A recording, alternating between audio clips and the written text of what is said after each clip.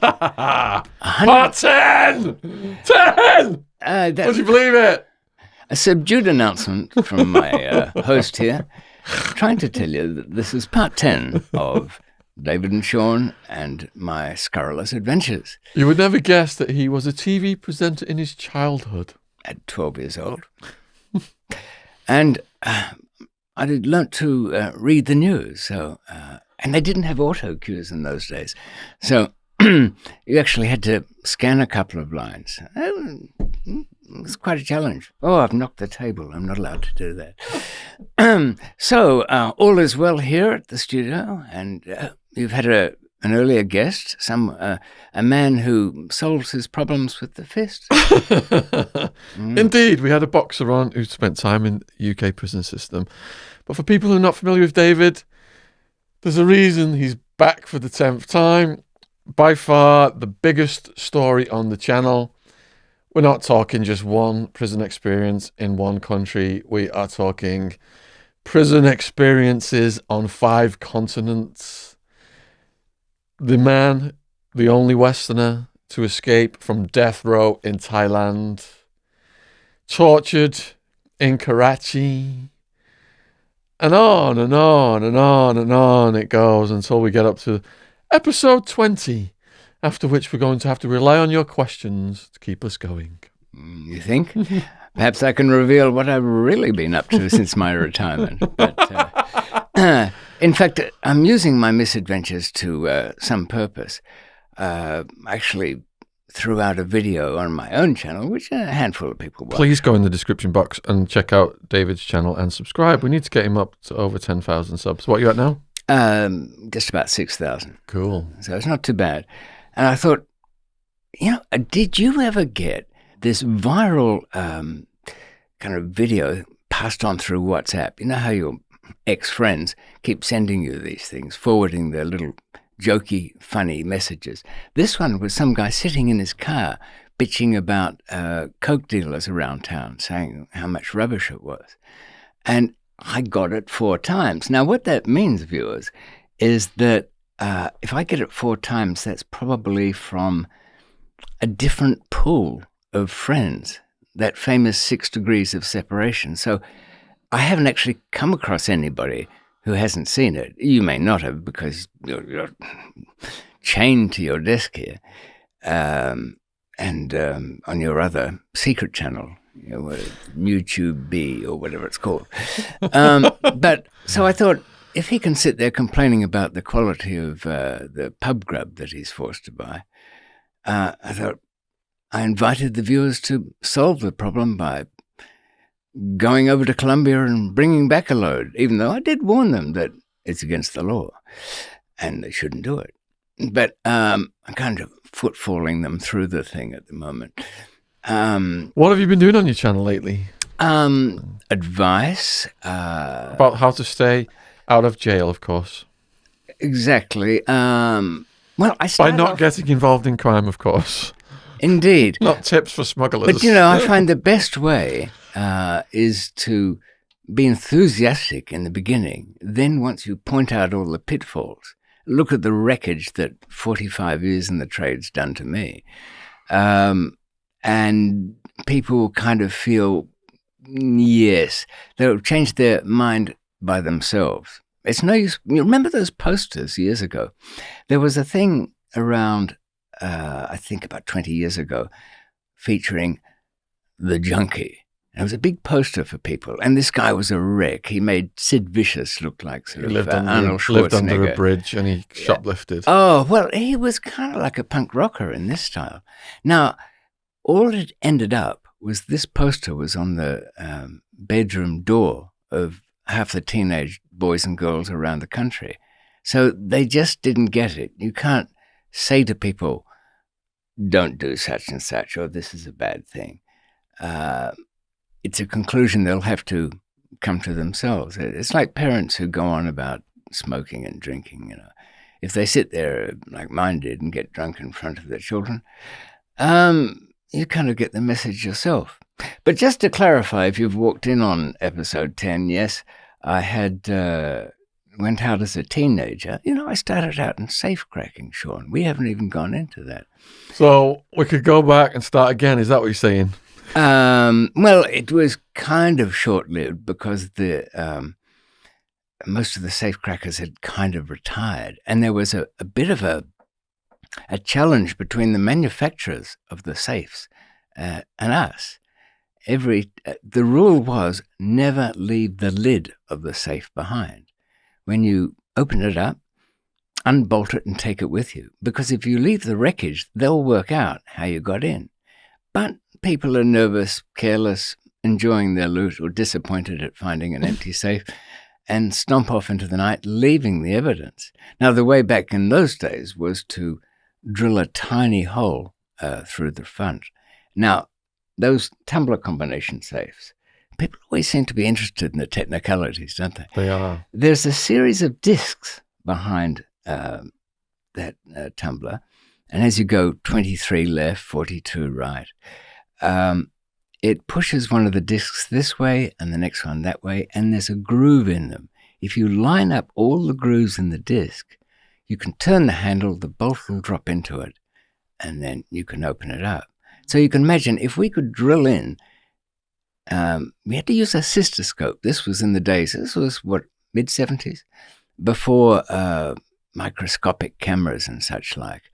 But the cystoscope was the horrible instrument that gentlemen had to have inserted into them if they'd had a memento from Asia, shall we say, from some liaison there, and the inside needed examining. It wasn't that small, but you could see how these things lined up. Not the umbrella scrape thing.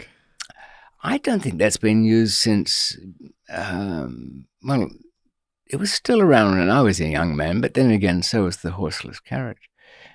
It never worked anyway, did it? And mercury treatment, that was another cure for syphilis that never did any good.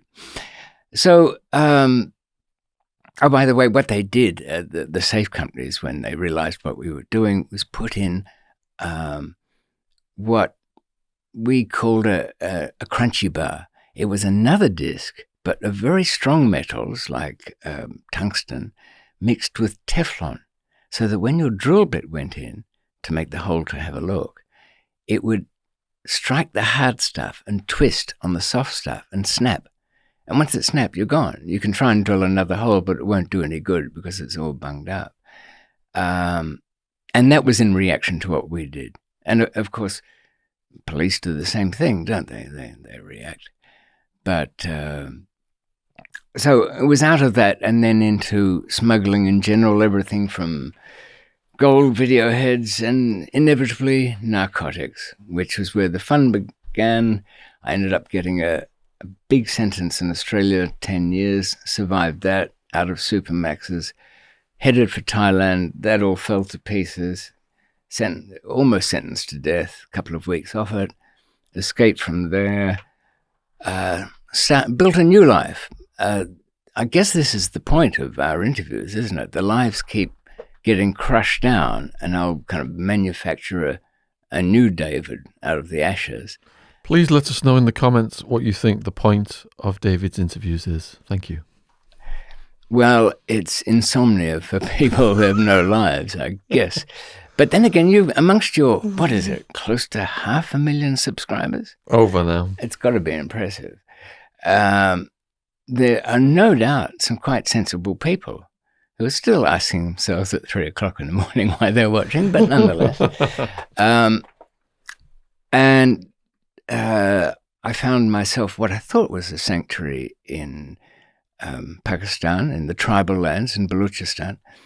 But things, of course, got complicated after I broke the other rule, which is when you're retired, don't go running around playing, I don't know, hero in any sense. And when I tried and more or less succeeded in getting a kidnapped friend out of trouble there, Iftikhar, he was the nephew of a guy that had saved me a few times. This is Mir Nurjan Magsi, head of the Magsi clan, tribal chieftain.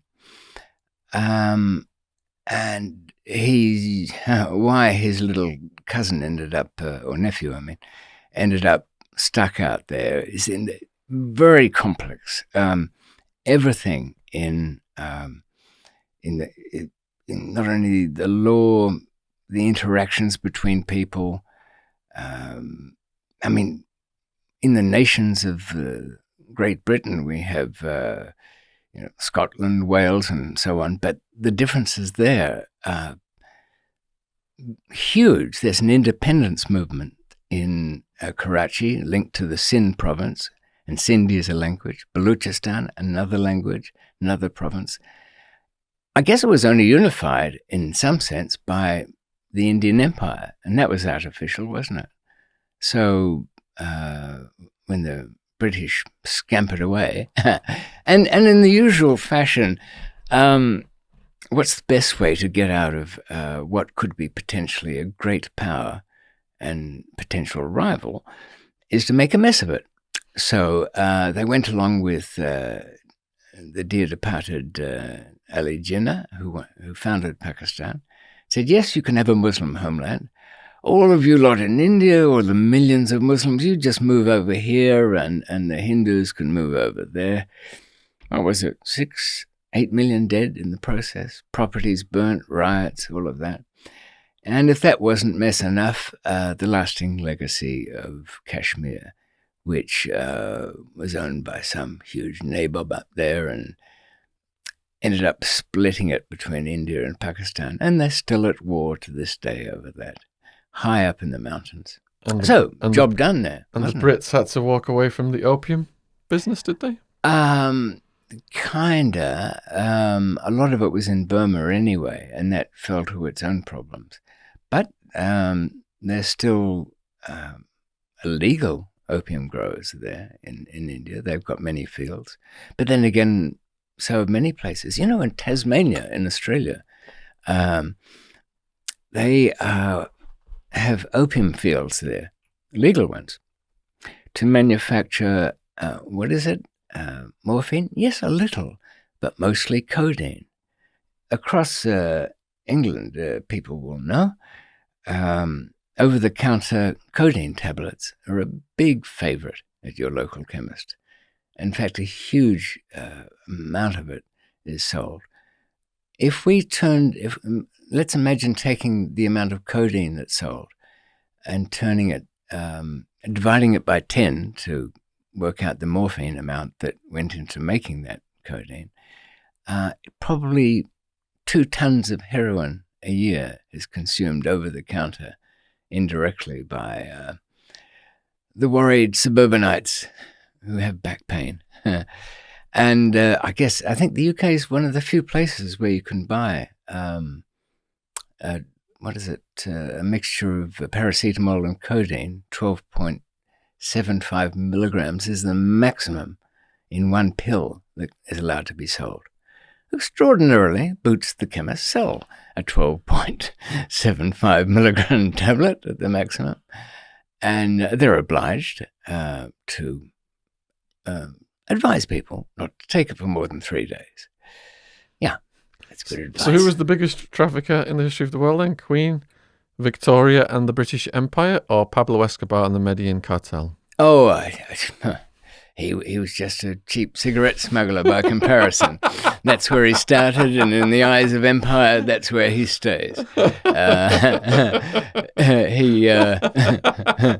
didn't know how to do it properly, really, did he? He ended up... well, you'd know better than I. He didn't have any battleships, did he? How many spies did he have in his own network over the years before his fall? How many spies? Yeah, how many traitors? In his own network. His problem was, when he built the prison for himself and went into the cathedral prison, he started to cannibalize his own men. And then his own men got scared and went to the Cali cartel and turned on him. But he became paranoid about them and turned on them, or you mean something else? He said to his brother, when his brother asked him, why would you kill the Moncada and the Galliano factions when they were our friends? They'd like been at each other's weddings and godfathers and all that stuff. Pablo's response was, some people are like cattle. You let them grow fat before you slaughter them. It's a charming analogy there. Of course, if you want to know anything or everything about Pablo Escobar, who can I think of that? Shaun, you.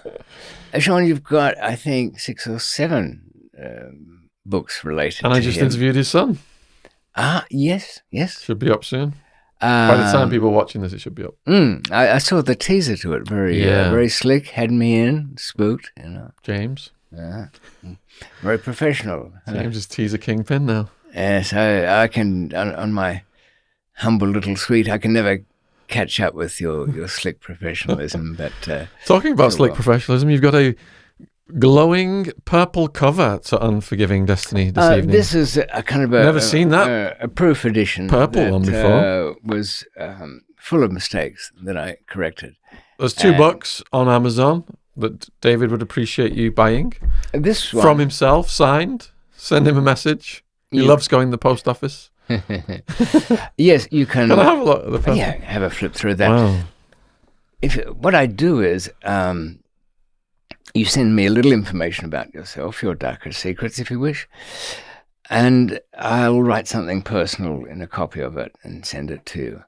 So, people used to, when they were troubled and didn't know where to turn to, they used to drop the Bible open and randomly point a finger, like some old sailors used to do with an atlas.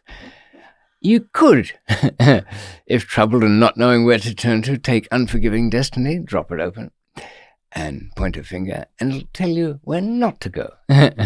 So you've eliminated something there. Speaking of old sailors, have you watched this movie, The Lighthouse? No, I've seen it up there. Is it worth it? Yeah. People go crazy in a lighthouse. Is that the a lot of old sailor language in it. Right. Yeah. I think porridge for prison time is a sailor's one.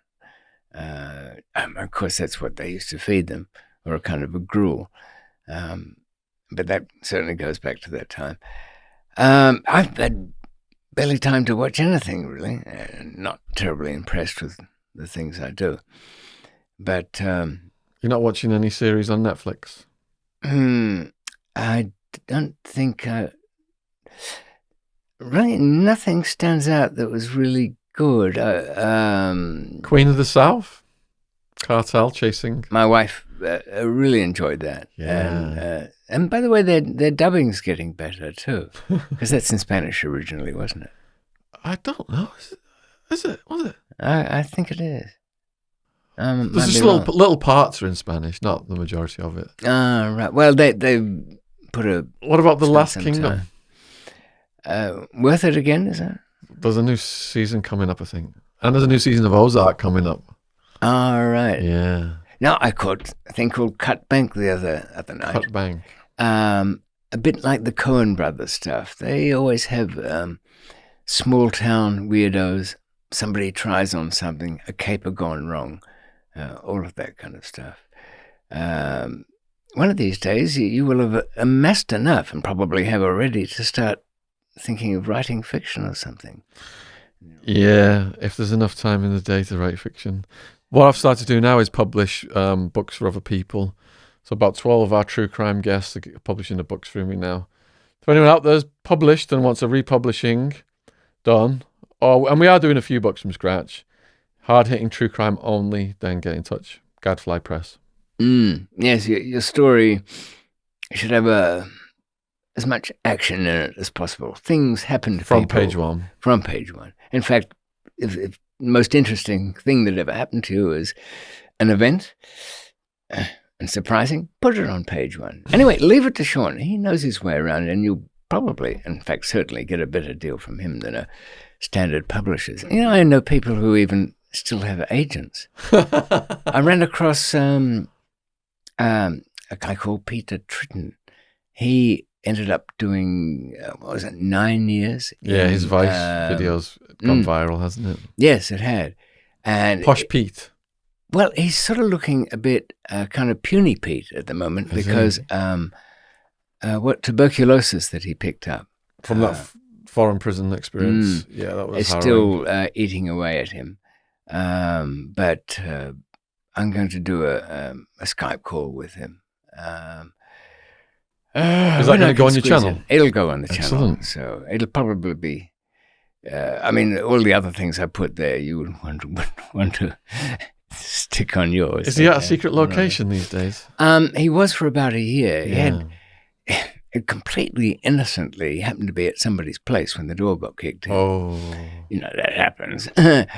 And so he went quiet after a while there. But he had a book out, unwisely titled something in Spanish like El Infierno, in hell. Yeah. And of course, it's like scientists who write books. If they put a mathematical symbol in the book anywhere, it'll go no place. Who was that floppy-haired Manchester twat scientist? He published E = MC squared.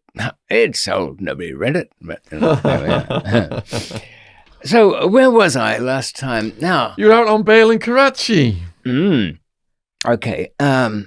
What was I doing there? I was facing 2 sets of charges over the same incident, where one of my old pals found himself arrested there with a few kilos of heroin and couldn't think of anybody to blame except for me. So he talked me up, and that's why I ended up in the prison and kind of mistreated there. Not so much in the prison, but by the arresting police. But finally, it came to trial, and I was acquitted by an honest judge. Well, as I've explained before, all the proceedings are in English in Indian and Pakistan courts, something that takes people by surprise. And I think it's been a beneficial thing because there's all that history, isn't there, of the golden thread of British justice. So when they word their judgments, if there's no evidence, you should get out of it. That $20,000 I paid had nothing to do with the outcome of his ruling. So I then was facing the other, it was kind of like a federal charge of the same thing. Had to get bail on that. An Air Force captain that I'd met in one of the prisons arranged for the bail. I was bailed out. And even that wasn't easy. As I said, they just didn't want to let me go. And here I was, a free man. But here's the thing, Shaun. Oddly enough, in a life full of being pursued and chased and imprisoned, the most relaxing moments are when I'm kind of stuck in some foreign place, or foreign to me, and I can't really move, so I have to just enjoy it. And that's what I did. I moved into the penthouse apartment of a friend. Now, the friend, Robbie the Scot, he was on bail too, on a banking fraud case. Down on the coast in Pakistan, there's Gwadar Port. And long has been the plan to run a pipeline all the way from Kyrgyzstan down through Afghanistan to that port and scoop up all the natural gas that you can collect along the way. And financing that thing was going to require about $5 billion. So Robbie steps in, a man who can arrange a bit of finance, should you ever have such an enterprise, and was part of it required guarantors.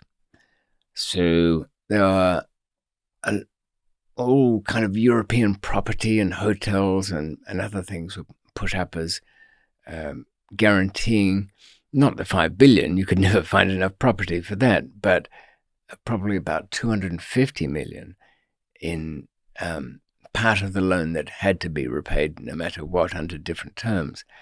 Unfortunately for Robbie, just about the time that was going through, a couple of City of London policemen were there on another mission and looked at the documents that were part of this because some competing policemen had been called by the bank.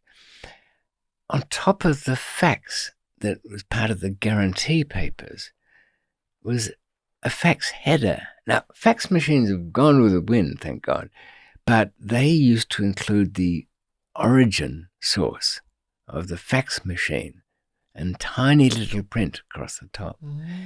Now, instead of the Habib Bank in Zurich, it read Pearl Continental Hotel, Karachi. It is not good.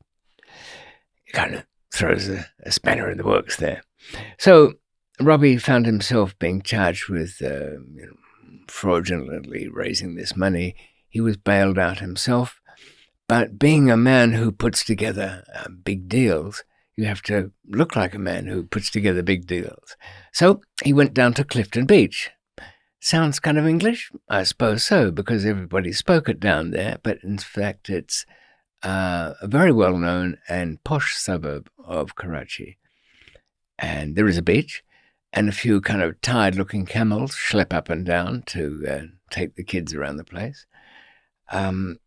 And it was also the home territory of Benazir Bhutto, one of Pakistan's prime ministers. She assassinated, I don't know whose bomb it was. They probably all threw in their own couple of pound of Semtex in there to, contribute to it. Her husband did get the blame, but I guess he was innocent because he later on became the president of Pakistan, even though he was 2 doors down from me in Karachi Central Jail. And a complete miser too, I should add. His Bangladeshi cook couldn't wait to get out of the place. Robbie had about 6 rooms in this penthouse. I took one of them and was, as I say, very relaxed. I got a big camera. I ran around taking pictures of all those tangled cables you get in the big city there. Started touring the countryside. I saw my captain friend. And then I think I'd mentioned, but not given a huge amount of detail, when I was in the jail just before my release, it's called Landy Prison, I'd come across an Englishman. His name was David also. Not also, but David. And he was facing 2 tons of hash accusation with the notorious drug organizer Akbar Shah. Akbar Shah is the man you go to if you want anything arranged from just about anywhere in that part of the world into Pakistan, and he could do it. Indeed, he could. Unfortunately for Akbar, if you give him the money for the deal, anything other than 2.5 seconds before it's about to take place, Akers will be straight into a casino and blow the lot. Now, this one went sour for some reason, but not to do with Akbar's carelessness exactly. It was a bit of a mystery. This David had been sent over from London. He was a jeweller, by the way, and quite a good one, to meet the waiter from Dubai who had the connection for the 2 tons of hash, and it was heading off to a country that I can't name because somebody could kind of put that together. And that's the trouble. Even though I sound like I'm rabbiting on, I'm very carefully selecting what clues I give the opposition, because you never know. There might be some retired plod out there who likes a crossword puzzle on a Sunday. So I'd spoken to this David, who was firmly in the clutches of old Akbar there, advised him to do nothing, just wait it out. The biggest to the lowest in this country, they make themselves comfortable and wait it out. Nope, he was in a hurry and arranged money from home.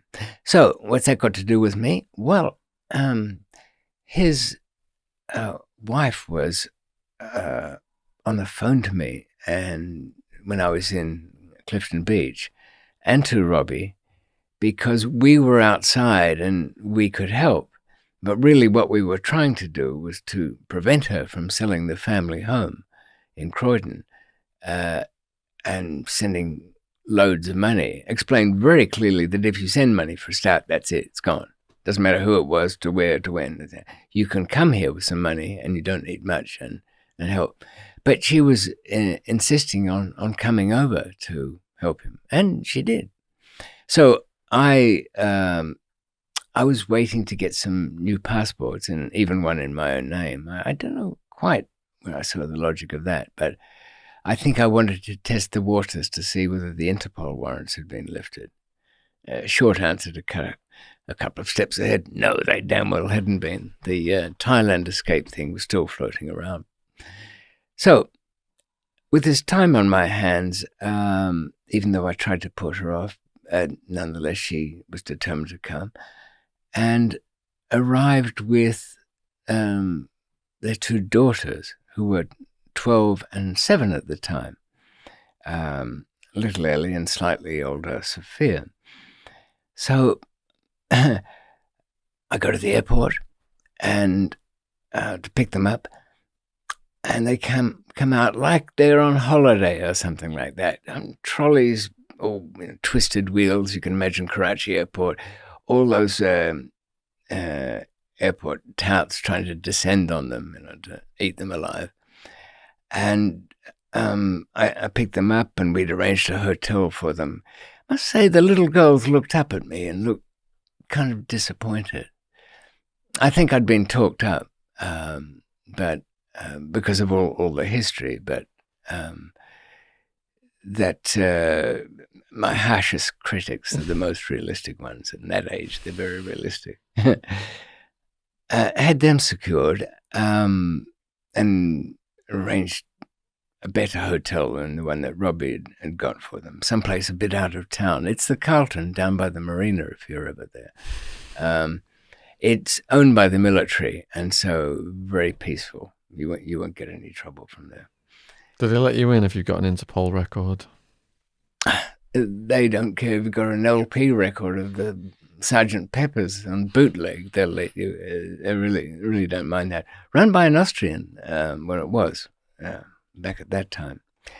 But Nurjan, who'd found me when I was in a dungeon in Hyderabad prison and got my case back on the rails so that I could be found not guilty and released, he was at a kind of loose end. And now this is a man, you might recall, who was still on a never-ending case that was, I think, 14 years old at the time, still running in the courts, of the September 30 massacre, where 130 people died. He had his own bits of smuggling and interests, everything from little illegal stills to solving problems for people, which usually involved the very dry deserts of Balochistan, that kind of problem solving. But he had some mutual friends who had put up their houses as a guarantee, and then you couldn't contact them. But sure enough, their signatures were on these guarantee things for these properties. Oh, and they also put a thumbprint down there as well. So they must have been alive, we all assume, for that to be going on. A meeting was arranged. Now, you can imagine this Nurjan with his retinue, with his protectors, and the other leader wasn't tribal at all. He was kind of Sindhi province, another cutthroat. And they all have their own political party. You can imagine if you're, I suppose there's comparisons with Russia here, they're gangsters, but they're politicians at the same time. I went to the so-called peace brokering meeting with Nurjan and a very dark-eyed guy. He looked a bit like, who was that terrorist that ended up being waterboarded 130 times or something? Sharif was his name? I don't know. Anyway, he was supposedly involved in 9/11 bombing, but he looked very similar to him. Now, you don't have to follow Sindhi or Urdu too well to know when a meeting's not going really great. So I thought, well, I'll leave this in a very dank house, heavy curtains, heavy furniture, Now, the fact that there was plastic covering over all the sofas didn't mean anything like it might mean in Mexico. It was just that they protect their furniture that way. So I went for a bit of a wander around the house, supposedly looking for the toilet, kind of looking for any helpful clues as to whether something really bad was going to happen then. It seemed not. There was a couple of the other guys, men, who were bottling up some local vodka. But they must have been kind of low rent, Nurjohn's hooch at least had labels on it. This stuff just had smoky, barely cleaned out, reused bottles. And then there were a few in the fridge, and on the freezer side there were a bunch of, looked like pigeons or something. I remember asking after the meeting, Nurjon, if there was any game fowl around, but they all just looked puzzled to me. And why am I saying this? This has some significance later on. The supposedly peace was made, and I then went to keep with Nurjon for a couple of days. I'd been up to Lahore and then to Faisalabad to look at things, and was then called away by the Air Force captain. I said, David, I found just what you want. A place where you can do any kind of business you like. So we all set off to Afghanistan, crossed over the border in not along the coast, but up a bit west from Quetta. Into there, we had what I'm sure was somebody else from the army with us, and I'm sure was also somebody who had connections with, to use the word terrorist is probably wrong. I mean, a powerful group. What does it mean? And terrorist is the word we put on people who are, the organizers of half-wits who will strap on a vest and go and get themselves killed. But when we got over the border, I was taken to a small town, and you could see that there was almost nothing there.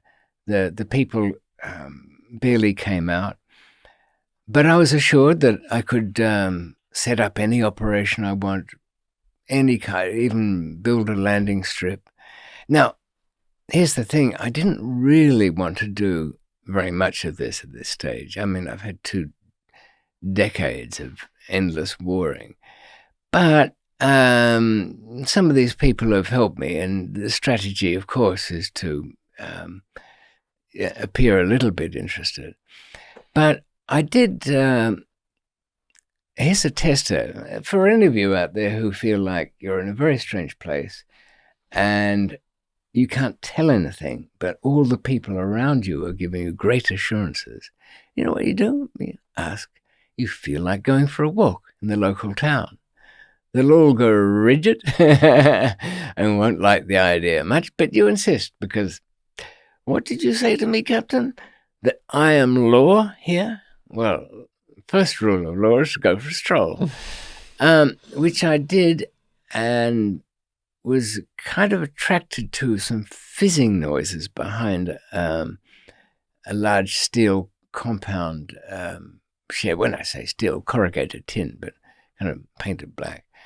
And walking through the slits, I could see some young guys looking rather conservative, black outfits again, having fun and games with a long, industrial eyedropper. They're about 2 foot long, putting drops of something or other into a large rubbish bin lid or tray, and it goes bang and explodes and all of that. Okay, so I took that in. Wished everybody well, went back to town. Now, the next person that these memories have significance to is when I was at the Hyatt Hotel picking up my dry cleaning. Now, everybody who's anybody gets their dry cleaning done at the Hyatt Hotel, because everywhere else they just take your clothes, spray a bit of petrol over it and put it through the press. But the Hyatt actually has dry cleaning solution. The kind of tips you learn when you're a local. And I ran across Jeremy, from one of the vice consuls from the British High Commission in Karachi. Jeremy, yeah, got a few minutes? My dry cleaning's not ready. Is that what you're here for, the dry cleaning, or just to snoop on people in the foyer?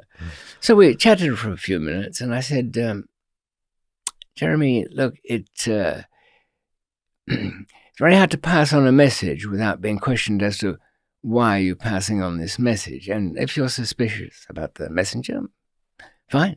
But here it is for what it's worth. I was doing a bit of a cook's tour of the area, and beyond the area, you could say, beyond the borders.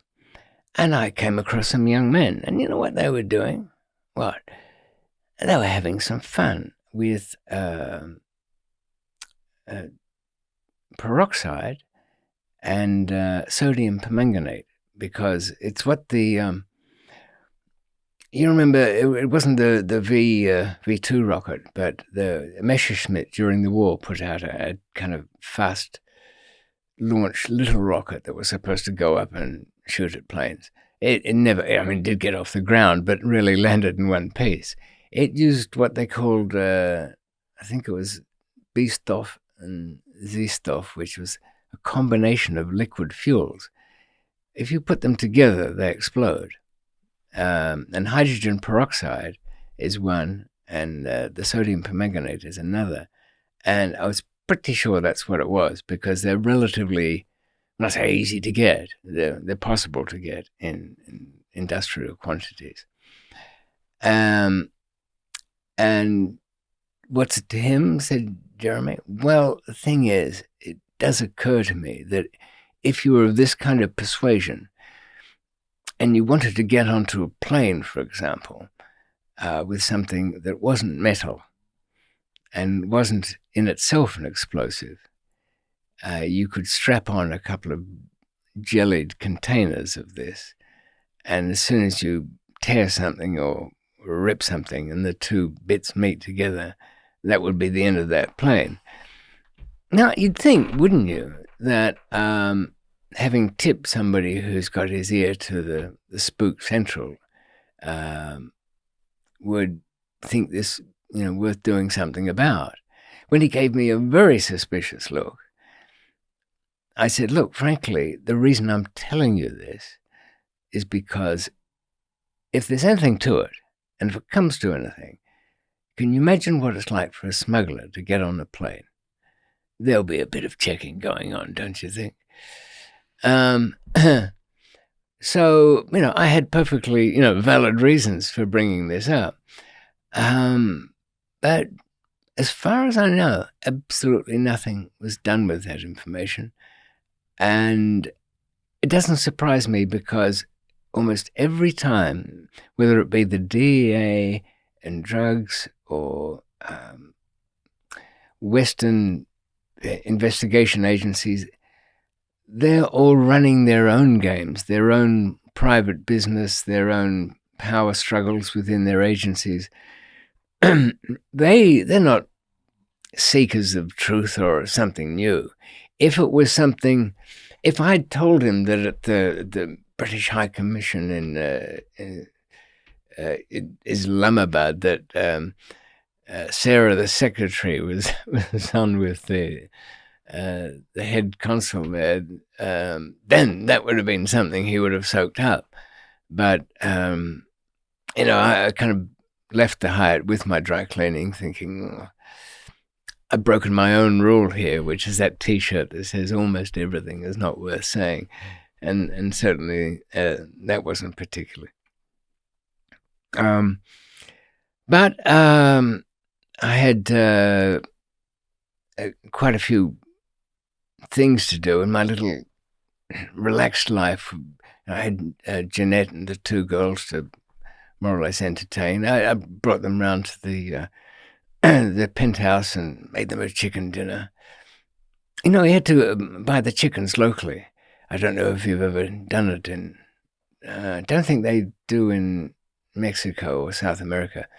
But when you go to buy a chicken for cooking in Karachi, you go to the market and the chickens are all running around in a cage. Nobody local would ever buy one that I hadn't seen running around in a cage. Who knows what it might be or how sick it is. So I tried to, I knew what was coming next. You buy the chicken, the guy cuts its throat and bleeds it off in a big 44-gallon. So my idea of lightening it in for the little girls didn't work terribly well because I gave all the chickens names. And when I selected that one, I'm sure all the other chickens ran over to the other side of the cage. They knew what the pointing finger meant. That's the end of that chicken. And the chicken I'd chosen, I called Joe. No offense there. He didn't seem to know what was going on. And the dumber chickens were sort of saying, what's happening with Joe? No, there was no Joe. There was never any Joe. So Joe gets pulled out of this thing, head cut off, bled out, because that's it makes it sort of kosher or, halal, yes. And then stripped of its entire skin. Oh, you don't pluck the feathers. The whole skin goes off, feathers and all. That's thrown back into this horrible oil drum, which has got chickens' heads in it and plenty of flies. And next minute, you've got 2 plastic bags, one with the chicken meat on it and the other one with the giblets, still warm. Did they eat my roast chicken?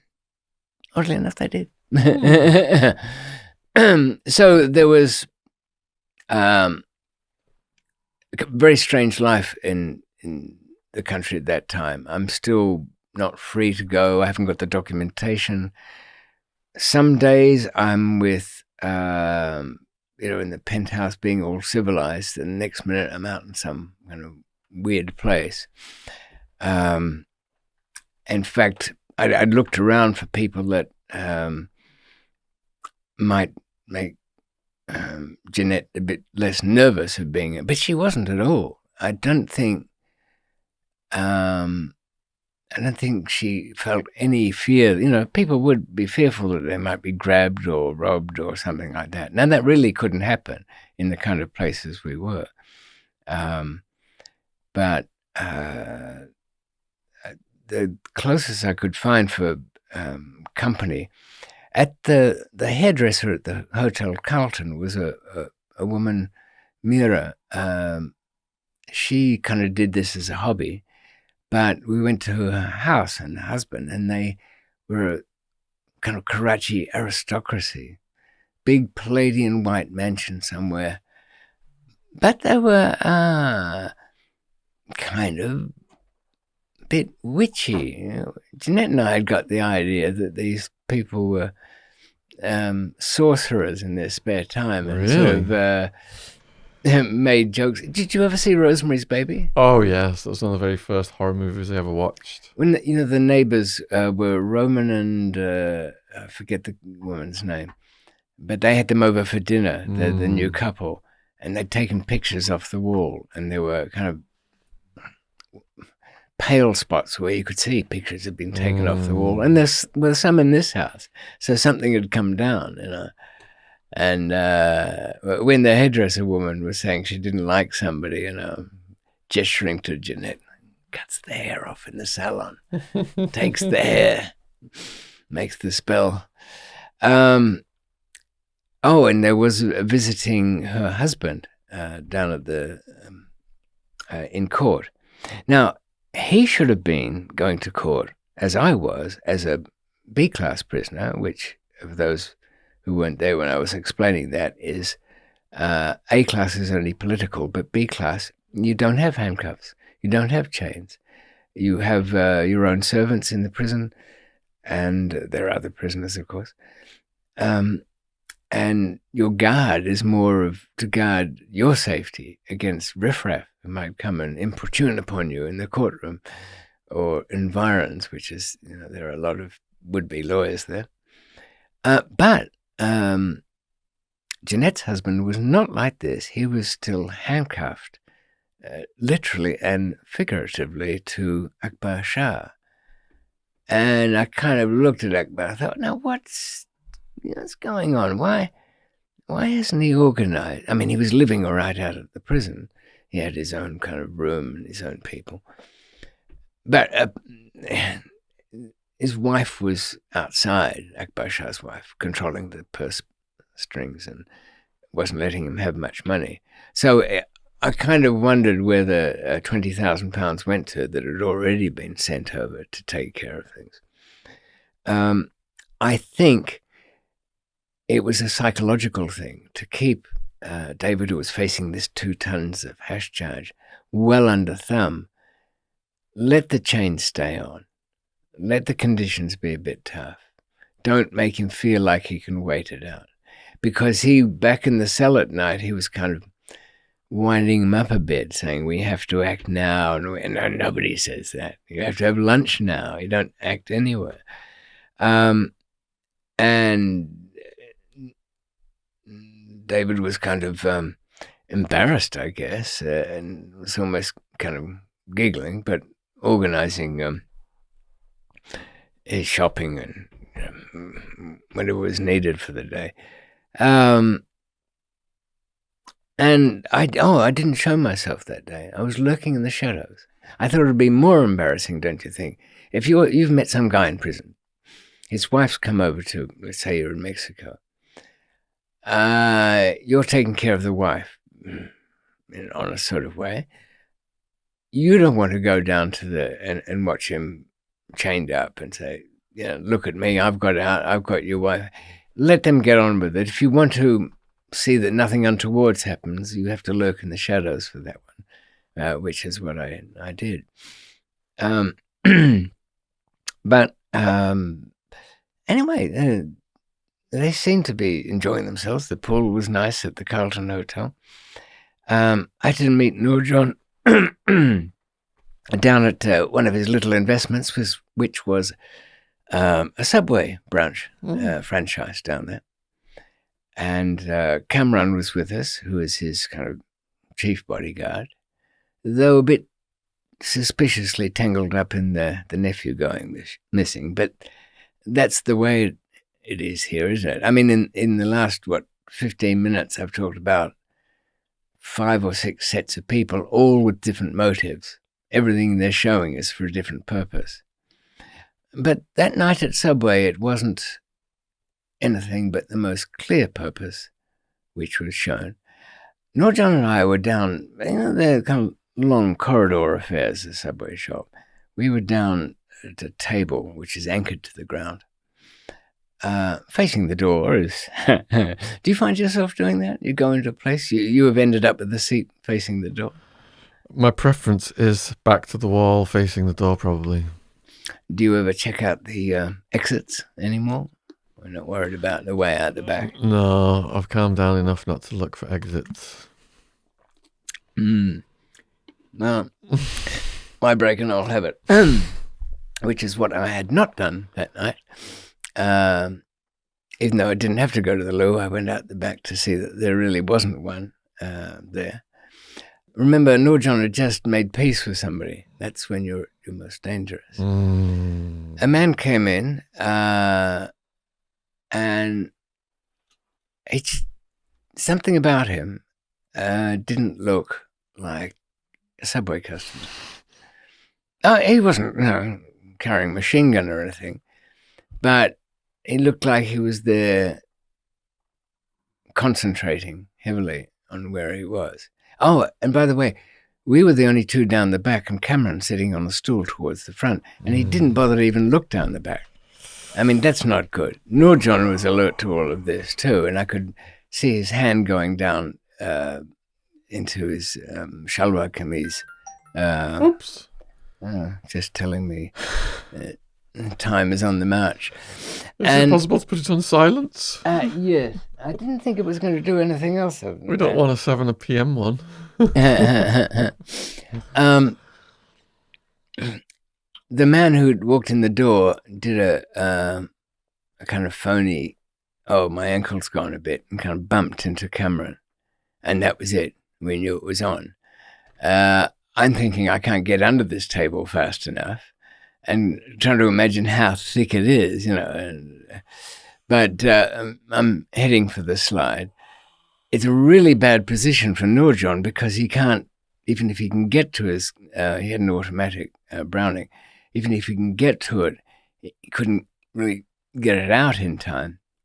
So he was joining me in the sliding down. Cameraman had been spun off his stool. This guy had a gun out. It was a revolver, much more reliable, and started shooting straight into where Nurjan's head was about a fraction of a second before. But what I was starting to think is it just some nutter that he's offended in some past life or something? Because that's not the way they do it there. Not one person. Nurjan and I, under the table,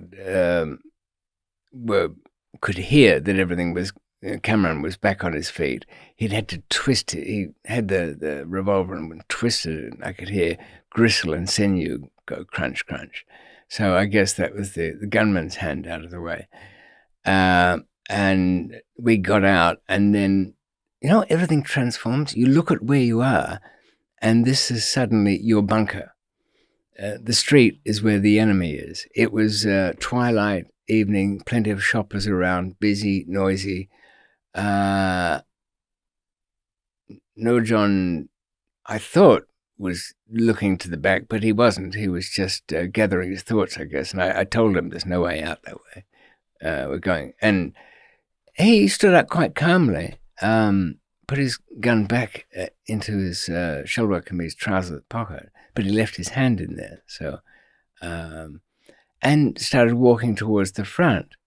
Well, Kamran, his bodyguard, was having words with the former, now handless, gunman, pointing out the virtues of the butt of the gun with his face.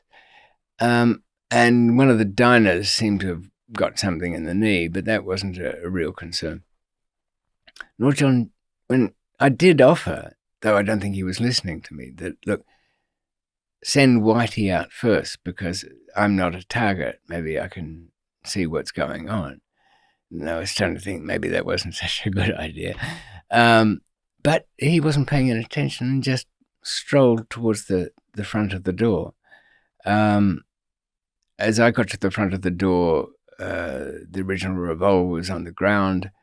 I emptied that and then looked out to where Nurjan was, and then started to take in the street. Now, an ordinary evening street transforms completely into something else when you're expecting trouble. Every car has to kind of justify its purpose and existence. If it's a taxi, fine, but who's the driver? And what's in the back? Is it a real one or not? And surprisingly quickly, you can distinguish between families, shoppers, people who work in the area, people who are slinking back into their shops, people who, nobody would have been forewarned. But even I could see that there was a car about 30 feet away that had too many people in it, too many young guys in it. And another one down the other side that was also wrong. But maybe it was experience watching somebody like Nurjan, but he kept the same pace and went straight across the road to a fabric shop. Now they kept, when I say rolls, they're not really rolls of cloth. They're, I think they call them bolts, don't they? They're kind of flat pieces rolled up. And he was smiling and picking some up. But what I realized a couple of seconds later that he really wanted was some kind of body protection. He picked up 2 of these. Now, a bullet won't go through 2 of those. Well, not straight anyway. So the guy they sent into the shop fired once, then was professional enough not to waste his bullets and was trying to look for a better shot, but it was too late. Nurjan got him. then it was a bit, a little bit chaotic because Cameron had alerted some of Nordjohn's guys who always loiter about, and they met the three guys in the car down the road. They met them straight on and descended on them. So as they were trying to get out of the car, they kept kicking the car doors. So then, what are they going to do? Shoot their way through the car window? Time's running out. Two that were in the other car up the other end had thought, this hasn't gone well. We've lost two. The ones in there who've got the serious firepower can't do anything or can't get out of the car. And they've decided to go. But instead of going, and maybe this is wise, it's hard to say, instead of trying to get a car, I mean, there's traffic. You're not going to be able to drive away fast anywhere. This is not like a normal street. This car is now a burden. All it is a bag of evidence for somebody to pore over at this stage. Of course, we're not talking about the Pakistan and Karachi police. Their idea of fingerprints is something that you carry on a piece of sticky tape that you apply to things. You don't find them off somebody. I kind of lost track a bit because I missed something I would have liked to have seen. Nurjohn's men had disabled the bit of shooting, but the three guys in the car were out to it. The driver in that one was killed first, and they held one, but he started making a lot of screaming about something, which another one of Nurjohn's men took as just a nuisance and finished him off. Nurjon came back. He must have seen the two that decided against going on with this take what they'd planned as a way out. There were four kind of alleyways that must have gone somewhere down there. And Nurjon went down, picked up one of the guns that some kind of homemade Rawalpindi gun shop, automatic, jams on the third shot type gun, and headed off down the alleyway there. And so the guy, everybody involved is starting to think, where is a good place to be in a few minutes? Because the police don't exactly rush towards anything, but they're not that bad. They will turn up sooner or later. I wasn't going to go down a blind alley after where Nurjon had gone. Besides which, I don't know whose noise was what, whether it was shooting or just racket. But within a couple of minutes, he came back. A little bit of claret on him there, a bit red on the old white shalwar kameez. But there was no more heard from any of those guys that went down in the alley. I just hope it was he got the right ones. And everybody was kind of starting to relax. I think there was one left alive from the car of three, if I can put it that way. And he'd been taken into one of the shops to be hidden away for later use. The other two guys, who Nurjon's men, were kind of searching around, checking people out. And you could you start to distinguish between people who are terrified, but most don't know what's going on at all. If it's very crowded and very busy, as it was, and very noisy, most people are missing everything because it's spread about and there's altercations. Some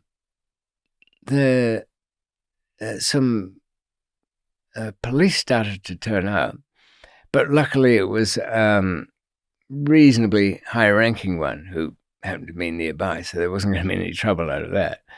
The last thing the police would be interfering in any of this.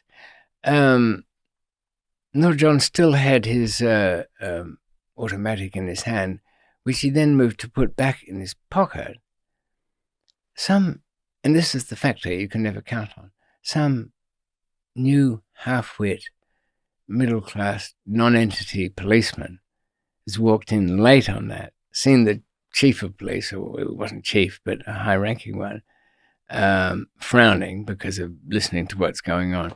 Noor John moving with this gun in his hand and shot him in the back.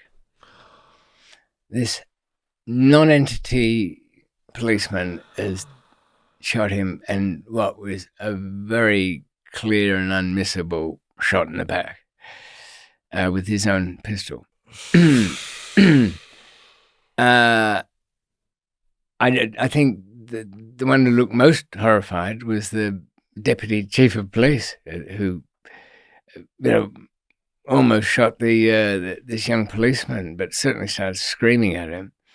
Well, this is not the place where you can just whistle up an ambulance. You've got to kind of fight your way out of that area anyway, just to get anything. And if somebody's injured, you can't throw them over your shoulder and get on a motorbike, which is just about your only way out. But cars were found. Noor John was put in the back of it and off to the infection centre, the hospital he goes. And everybody else kind of decided they thought of something pressing that they needed to do. I checked in later on with Iftikhar to see how he was, but even though all the early reports were ridiculously optimistic, he died of what is a septicemia a few days later. The death of Noor John after all these episodes. I know, and in such a stupid way. In such a stupid way? Within 5 days, the story was already tangled. It wasn't anything like that. It was, I said to Robbie, the Scot, I said, you heard what happened? Yeah, I heard he got caught in the crossfire. I said, Noor John is the crossfire. He's not... anyway, and what about the cop that did it? I wouldn't have liked to have been him. Oh man, after all these episodes, I can't believe what I'm hearing. Yeah. He's been with us for 20 years, hasn't he? And there wasn't... I hadn't gone to the hospital apart from to get a report. And I was a bit naive still. I mean, things happen, but there's always some naivete about things. Does that mean there's a new leader now of that clan after him? His demise, there's a new leader step up? Or is there a competition for the new somebody leadership? Who'd been the most significant figure for 20, 30 years. There was nobody that he'd ever led forward and said, I'm teaching this young man everything I know, or in some ways. And he'd spent a fair bit of time locked up as well. So... does that then sever your relationship? You had this loyalty to Noor John, you went looking for his nephew or whatever. Does this then sever your relationship with that clan, kind of? In a way, really, because I'd met so many of the side branches when I was looking for Iftikhar that, of course, we're all human beings, and so none of us are cold enough, I guess. Bet you Donald Trump would be, to cut somebody off instantaneously that there wouldn't be any real point and only jeopardy by continuing onwards. But I kept in touch with Bits for a while, and Iftikhar's still alive today. But it did make, and also here's another thing, there isn't really the same kind of leadership these days that there was then. This was just the turning of the millennium, after all, and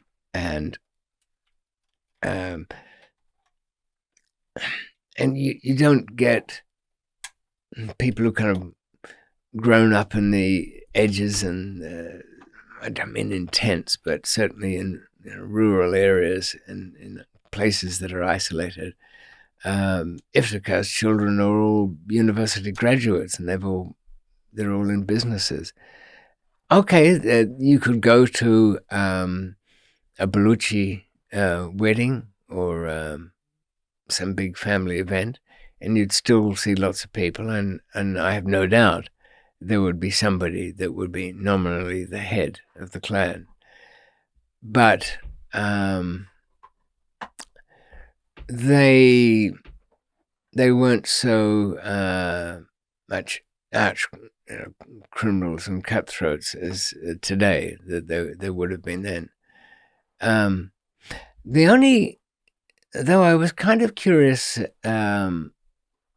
about one thing, and I went to my Air Force captain friend too, because I really wanted to know whether it was that Karachi leader that I met that night that was behind it. It seemed obviously so.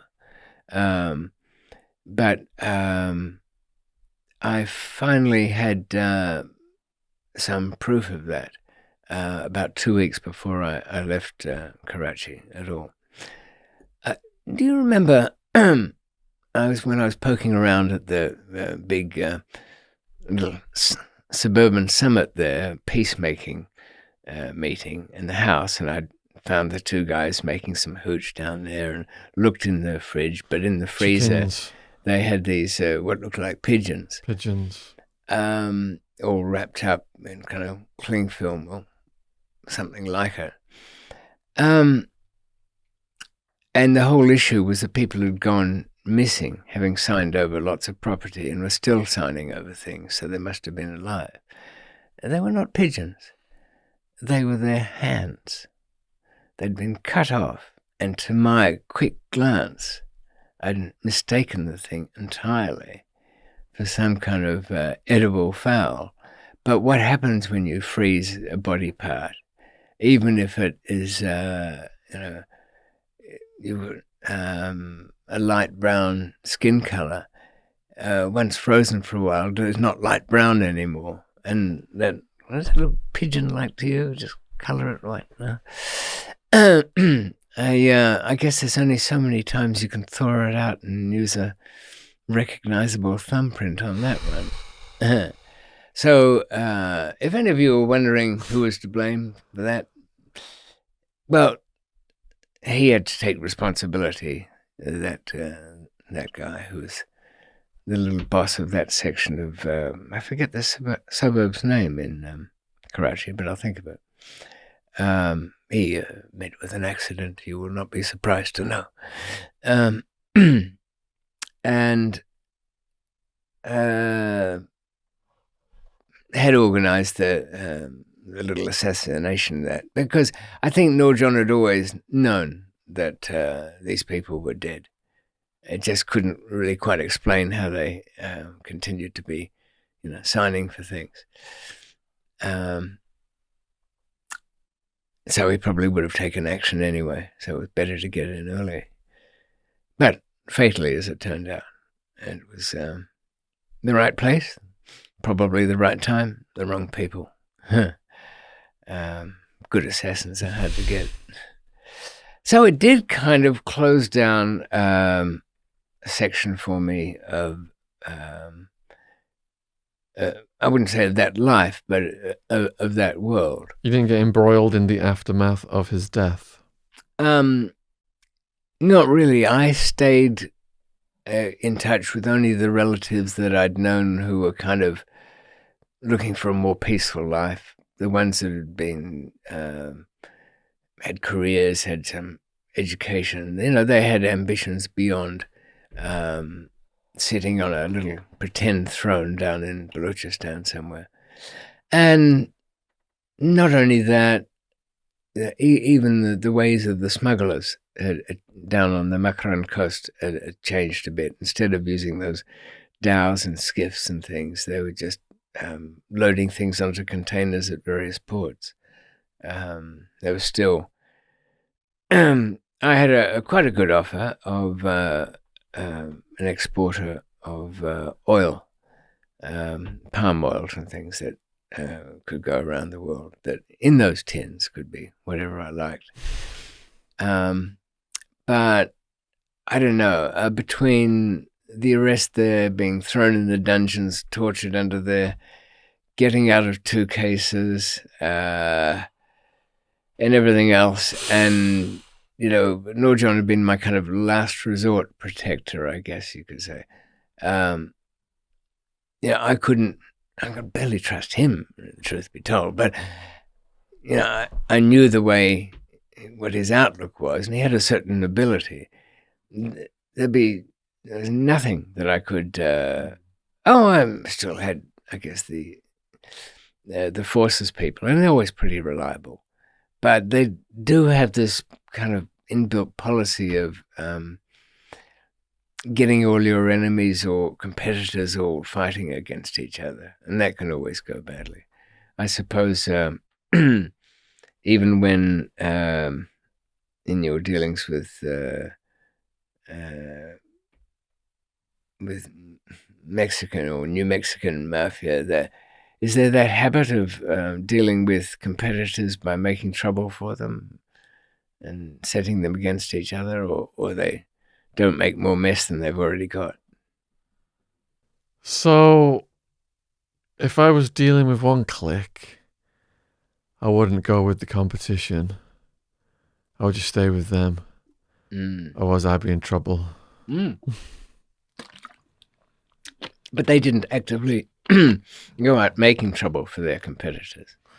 Or they didn't even see them as competitors. I wouldn't have ability to have any knowledge of that.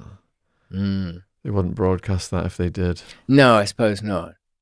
And the only way you would know is if you heard sort of odd stories about misfortunes that happened to them. It's like 48 Laws of Power, isn't it? I know that when the Medellin and Cali cartels are going against each other, the DEA were receiving reports of cocaine on a certain ship. They were snitching each other out on the loads at one point when they were at war. Yeah, that's not unusual. That does happen. That certainly happens amongst the Russians in dealing with stuff outside of Russia. Not so much in there because it makes a real mess. But I had also in my address book about this time the Russians that I'd met who'd have been in the Karachi and Hyderabad prison. Oh, I love These are the ones stories who, of the Russians. For those who don't know, Andreas had at least a dozen in his little gang. They were imprisoned in 2 groups because together they were too much trouble. He didn't like that. He broke out of Perm 31. I think that's like Prison City 31. Hijacked a commercial jet, gone to the other prison city, collected the rest of the gang, gone to Pakistan, had 10 years there of frolics, and I think 24 notches on the vodka bottle, 24 people dead at his group's hands, but finally sent back to Russia, into the new Russia, which was, when he'd left, it was the Soviet Union. Those old creepy old Kremlin guys. I think one of the Andropov was dead for a few years before they admitted it, didn't they? Does that mean he got a pass then if he went back to a new Soviet Union? No, I thought they would have forgotten about it all. Yeah. But not so. But he didn't actually serve very long. I mean, he'd hijacked a plane. A few people sort of, died. Yeah. Died the polite way. But so in a way, I don't know, the Russian psyche is an unusual one. I think it was a bit of a reward for being, having survived over there and done well and killed a few and crushed his own premolar teeth rather than submit to force feeding on a hunger strike. Up on the macho spectrum. So I think it was Endured some tortures as well, didn't he?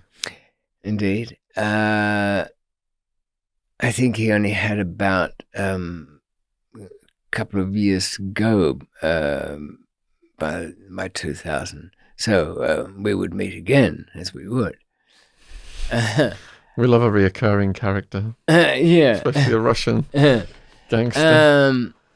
Well, here's the thing. When this is jumping forward a bit, but when you can imagine when these old guys who were kind of under the Soviet system, now to be a bit of a gangster there, you had to be quite tough anyway, or have a strange kind of working relationship with the police. You know, they would arrest them quite often. Okay, they were corrupt and they would take a cut. And it was rarely in money back in the Soviet era days. It was usually goods, you know, like other cooking ware or television sets or something, because everything was always in short supply. But where they couldn't really adapt was the changes that had taken place. They had missed out on the Gorbachev days, and he'd come over. What was that drunkard they had in the Russian White House for a while? Bush Jr. No, I'm thinking in the Russian White. They've got a the White Russian House. White House. Yeltsin? Boris Yeltsin? Was he the drunkard or the next one? Well, he was drunk most of the time. I think they all had a but the US jumped in and kind of protected him when he was about to be. This was when it was the grey-haired one when they had the tanks out and stuff. Like Whitehead sort of thing. Yeah, that was Boris Yeltsin. I'm sure of it. And I'm thinking of Gorbachev. Yeah, Gorbachev was sort of more like the deal maker, and but it was very touch and go. I mean, the military, the US did. Well, they like to tell the story that they saved him, but I think that would take some examination of the facts before believing that one. I mean, the number of times the United States has actually backed up somebody when the pressure was on them. They usually, like everybody, I guess, this lets the fight go on and see who comes out the winner. But I don't think they wanted to return to the command of army-controlled politicians. I don't know really how the political network stood up for so many years after Uncle Joe Stalin went, and Khrushchev, and all of that lot. I mean, there was nothing. Were they civilians? Yeah, sure, they weren't in the army, but the army was clearly the most powerful thing. But I think the economics of it all decided that fate. They couldn't afford they built some massive submarines towards the end. And those ones that have got the biggest submarines in the world. They've even got swimming pools inside this. And you wouldn't think having splashing around in a well, it's kind of like a jacuzzi, really. But if you're on a submarine, that's not what your idea of a break from the daily routine of more water. Yeah, but apparently it's quite relaxing to do that. I'd quite like one of those old subs. Splash around in it myself. So, you know the story well about the South Americans who were getting together a submarine. The guy who organized it, Misha, rang them back and the cartels and said, one question, this submarine you want is with missiles or no missiles? No, we don't need the extra weight. So Andreas and the remaining guys were not. This was a completely alien world where businessmen were king, and the ex-KGBs were now, company directors fighting over the oil shares of all the petrochemicals companies, and private security was as powerful as the old KGB was, and they gave themselves a new name too. I forget what it was. It'll come to me. So they were kind of like, what would you call it? Remember the old film The Wild Bunch, where the cowboys from the Old West can't adapt to, it's 1912 or something, when they're trying to rob a bank, and the days of when you could get away with that even in the Wild West had gone. So they got hounded into the ground. And it was a bit the same way for Andreas and the guys, but not before, at least. I mean, I was going to I wanted more about this hijacking. I wanted as many of the survivors out so I could at least get a book out of it. And my notes still are wrapped up in a piece of shoestring over in the corner on all of that, called White Russians, after the cocktail. But so you're saying Andreas didn't adapt then? He met a bad fate, did he? He did. He didn't survive. There's only, and I haven't checked in a few years. After going through all that, he didn't survive. He got out of prison, and went back to various bits of mischief. But you might ask, or not, how was it I had such a clear line of communication? Did I mention? I think I did, but only briefly, that the other resident of the apartment in Karachi, apart from Robbie the Scot, was Tatiana. Tatiana was a Russian girl with little schoolteacherish spectacles. There's a picture of her flopping around on my website somewhere, if you're curious. DavidMcMillan.com? .net. .net. And where had Robbie found her? Well, there were visits. The women's prison in Karachi Central was just next door. You could go there. Even you could. Robbie said to me, Sunday, you want to go over in the women's prison? For what? See what's going on? Talk to the girls? No. Day of rest. Worship the Lord and all his works.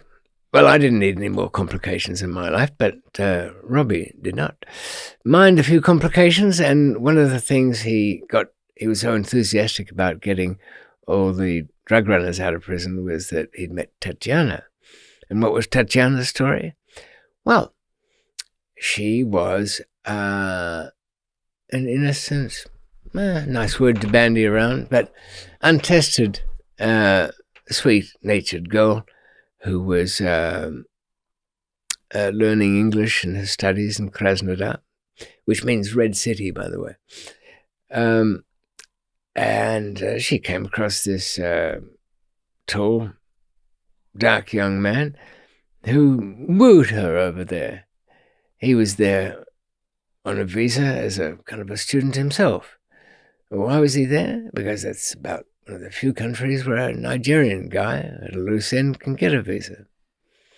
Yes. So the next thing, there's was he a prince? Probably the only Nigerian I've ever heard of that wasn't one. But still, they jail Nigerians, I mean. No offense to all you others. Yeah. There was a little baby came along for Tatiana in Krasnodar. So what does fearless prince, king of Lagos, decide to do? Student that he is. Why, send her and the baby over to Karachi to run 2 kilos of heroin out of Karachi and into God knows where for God knows what. I mean, I know, but it's a whole different thing amongst that group. They've got their headquarters in Rawalpindi and the Nigerian boys, and they've got their own games there. And gullible Russian girls was one of them at this stage. Yeah, it wouldn't wash any longer. But this was an era that was, I don't know. I suppose the naive people in this world remain so no matter what. There's still plenty around. You don't have to look far. So, what was the plan? Right. Send the girl with the baby. She picks up the stuff. It's in a suitcase. Go to airport. They won't go near her because it's a young woman with a baby. What could she possibly be doing there? Yeah. Well, yeah. As far as the authorities in Karachi is concerned, any policeman on the block or anybody in a white shirt and epaulets, all the Russian girls there were prostitutes, as far as they could tell. And don't go near them because they've all got AIDS. That's what they tell themselves. And did it stop them? Who knows? Well, she wasn't. She was very far from that. But the sheer anomaly of what a Russian girl would be doing there with her kid was bad enough, so they stopped her. And it was so well known what the suitcases were going to look like. Sometimes it'd be a flight bag, that is the captain's personal briefcase. It looks a bit square, rectangular, chunky thing. All known. They knew those. They barely even had to open the thing, and they knew it. It just defeats me how a student back in the good Soviet Union there could think this was a winnable plan. So she was in the women's prison, and she was also, like many of the people who had been originally arrested by customs, facing a second charge in the anti-narcotics court. Anyway, Robbie decided as a bit of a hobby to try and do something about this double jeopardy position, because the Constitution clearly states nobody shall be brought to trial twice for the same matters. That used to be a custom here until things changed. You can be now. But you can't in supposedly lawless countries like that. Then that might be too, because in Britain we don't have a constitution. We just have practice, what we normally do, old chap. Yeah. And that's getting pretty flexible too. I mean, a lot of those... just as an aside, did you see Lord Sumption, former head of the Supreme Court, talking about the social distancing rules? And though I don't share this opinion, in his opinion, people should look to their health first and the law second. And that's coming from a former judge of our highest court in the land. Wow. So we've relied on that type of person, who's got kind of long hair, a bit of a hippie, I think, as his lordship for our justice. But there they had a constitution, and Robbie decided to get involved in that. So it was only kind of natural when he arranged... little Tatiana's actual prison time had come to an end, but she was still facing, like many people, this second court hearing. That got lodged in the court. I think he arranged bail, got her out. But in any event, as with my second case, they all disappeared when the Sindh Court ruled in favour. How long had Tatiana been in for at this point? Not too bad. I mean, in real time, about 3 years, 9 months or something like that. So she still had a life left to live. Yeah. No, she wasn't just clinging to Robbie out of gratitude or anything. I found out years later, even though I had my cynical eye on the whole thing, that she was deeply in love with him. Robbie, in years to come, if we're still telling these stories, he left her for a Ukrainian, which might be a kind of personal, nationalistic insult there, but she was sent back to Russia with the kid. That's right. The baby was only in there for the first 2 years. That's the right. Baby? Yeah, it was in the maternal section of Karachi. central jail. So when I arrived at the penthouse, Tatiana was there cleaning up Robbie's act, introducing him to things like shampoos and detergents and things that he didn't think terribly much of before then. So she was part of a little social family along with Jeanette and the two girls. And it was only the day after, 36 hours really, after Nurjan's death, he was on the way to die, that I'd taken the two little girls, Jeanette's two girls, to the Sabzi Mandi, which is the great vegetable market of Karachi. Acres and acres of the thing. I wanted them to see what it was like for kids who grow up there. And of course, a couple of little boys ran up carrying sacks, or kind of huge holdalls to lug around your vegetables, made out of old rice sacks stitched together. And I was explaining to them that these boys were born here in this marketplace. They sleep on top of the section that sells nothing but plastic bags. And in fact, there's a famous plastic bag that was made in some huge quantities that was still around for years and turns up in every country in the world. It's like that, you remember when the container load of trainers went off some Icelandic carrier and ended up floating around in the ocean. But because they float, scientists were using the trainers to track ocean currents and got funded to what's quite an interesting study of the oceanic voyages of the Nikes and the Adidas. Note the correct pronunciation there.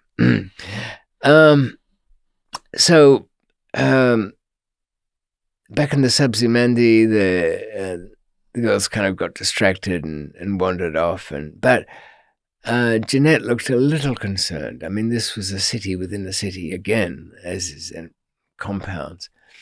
And will they be all right? But I knew they absolutely would. Within this noble guild of moldy onion sellers, and they got turnips there, something like it, yams. The operations of the Sabzi Mandi were a matter of kind of pride within the families that had different parts of it. And no doubt they had their own economics and how their loans were organized and how everything was and their own hierarchy. So it was no surprise when I found that some of the bigger sellers had said to their more trusted workers, go follow the little girls around, make sure nothing happens to them. Because when Ellie came back, she was 7, she had 2 goats with her, baby kids, that she wanted. And there was a trail of about 6 or 7 rather concerned, competing deputies from the potato section or the tomato crowd and the potato lot never got on. They were always at war. And so that would be safer really than just in a normal street or conceivably in a hotel, probably. Whether they learned anything about life in general, about the inequality of the world, I doubt very much. Girls grow up a bit more practical and don't see anything, and especially as children, like all children do, it's just other kids are other kids. In my travels, I've been in a situation where I've had a friend's grandson, or anyway, 2 infants really, 3, 4, 5 years old, don't speak each other's language at all, but can be seen in the garden playing quite well, communicating over the toys, and both sides nattering away in the languages that they know, but the understanding seems perfectly straightforward. something that unfortunately gets lost as they grow up and go through the minefield of puberty and then the teenagedom of ambition before they reach the middle-age depression of failure. But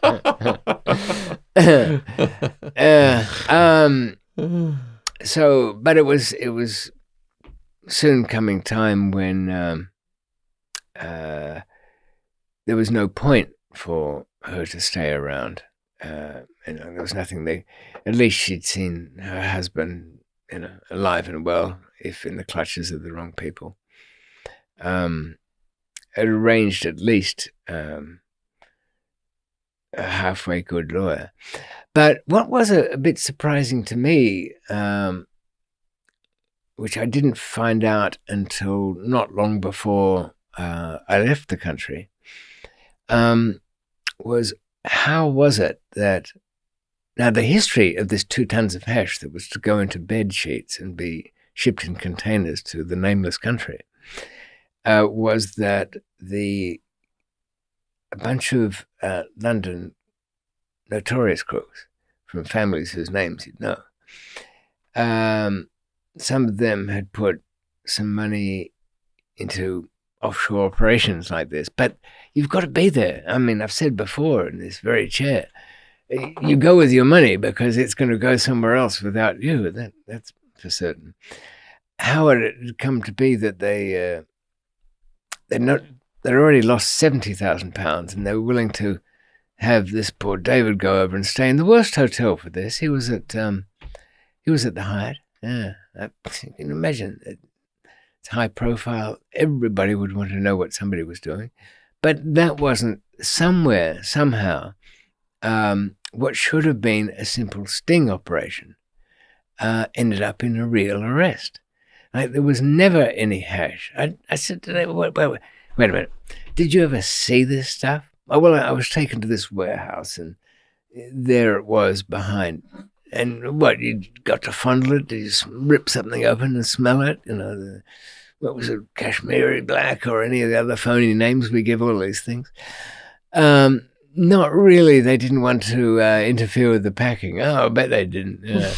They probably begrudged buying the bed sheets, let alone anything else. So when he was arrested from his hotel, and Akbar Shah, of all people, and yet no evidence of any hash or any other drugs or anything. I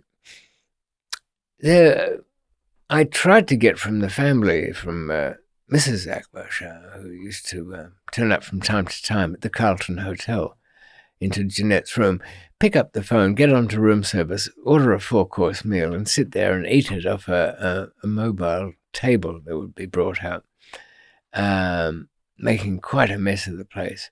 Munch that all down and then disappear. What a but mooch.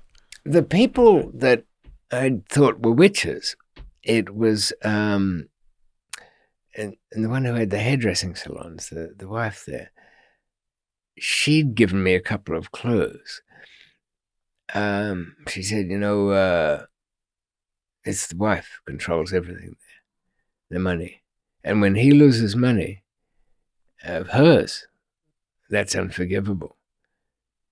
I'm a bit slow-witted. I'm not picking up the clues here. And, then another thing about how she was supposed to, really get a cut of something that he managed to squander. And how best to punish husband for some misdeed. Have him thrown in the can for a while. Yes, indeed, there was no hashish. It was just another rip-off in the making. And David had been sent there on a fool's errand and managed to get arrested. So the only leavings of this were whatever could be wrung out of his family. And so she wasn't getting any of that. And it had been intercepted by relative do-gooders such as Robbie and myself, who were making sure no more went. But the family house was sold. And it was kind of too late for all of that. But Jeanette didn't want to. I mean, she was getting these letters which were a load of nonsense about being tortured, death penalty. I said, ignore all that. Almost no Westerner gets mistreated unless he's some half-wit that's put himself in that position, thinking myself.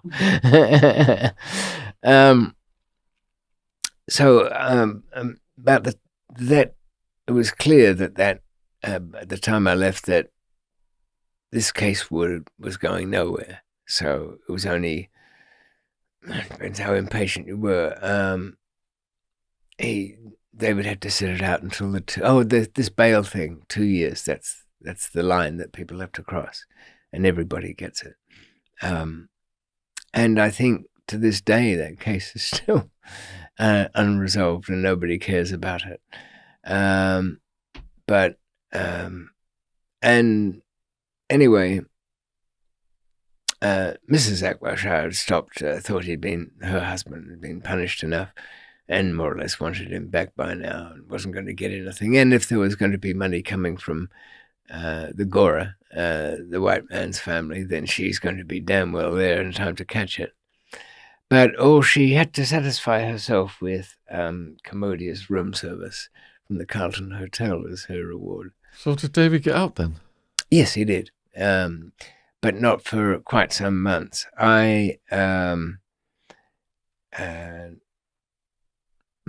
Such affairs as they were, to settle there, I left in fairly good shape. The Air Force captain was, he was fine. So you were out on bail and you skipped bail? Oh, no, I hung around until the case was finally destroyed in the Sindh High Court, and the prosecution withdrawn, because I didn't want, I wanted the property that the Air Force captain's family had put up to go back to them without any fuss. So there wouldn't be a loss, and all I had to recompense people were for, the inconvenience of it. And that was done in a kind of another way. As I mentioned last time, it didn't cost me a thing. And that is the kind of lesson from there, is as tough as it sounds on yourself. If you're trying to do anything in a country where people ruthlessly stand on each other and they would rather go broke in their own shop than see the shop across the road succeed, if you can't pay for anything and expect to get it.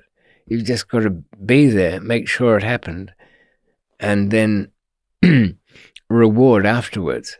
And therefore you'd be welcome back. I think I mentioned before, didn't I, that there was somebody I used to be supplied by who would never mention money. And when I asked him what he wanted, he just said, well, send me whatever you want. And those good old days, of course, you could go to Wall Street Forex behind Piccadilly Tube Station and shove over all you could get in your little wheelbarrow. And it was a glorious sound, Shaun. There was nothing there except this. It was next to Planet Hollywood. Or behind there, you could get lost in its little folds. Very womb-like. If the side doors opened, you could hear the sound of, must have been 20 money-counting machines, all chattering away happily to each other. Either, £50 notes, or what they call the €500 note, the Bin Laden. I think that's a journalist's invention, frankly. But I'll go with it. It sounds all right. I mean, in the world of cash transactions, I think the terrorist network amounts to absolutely nothing by comparison.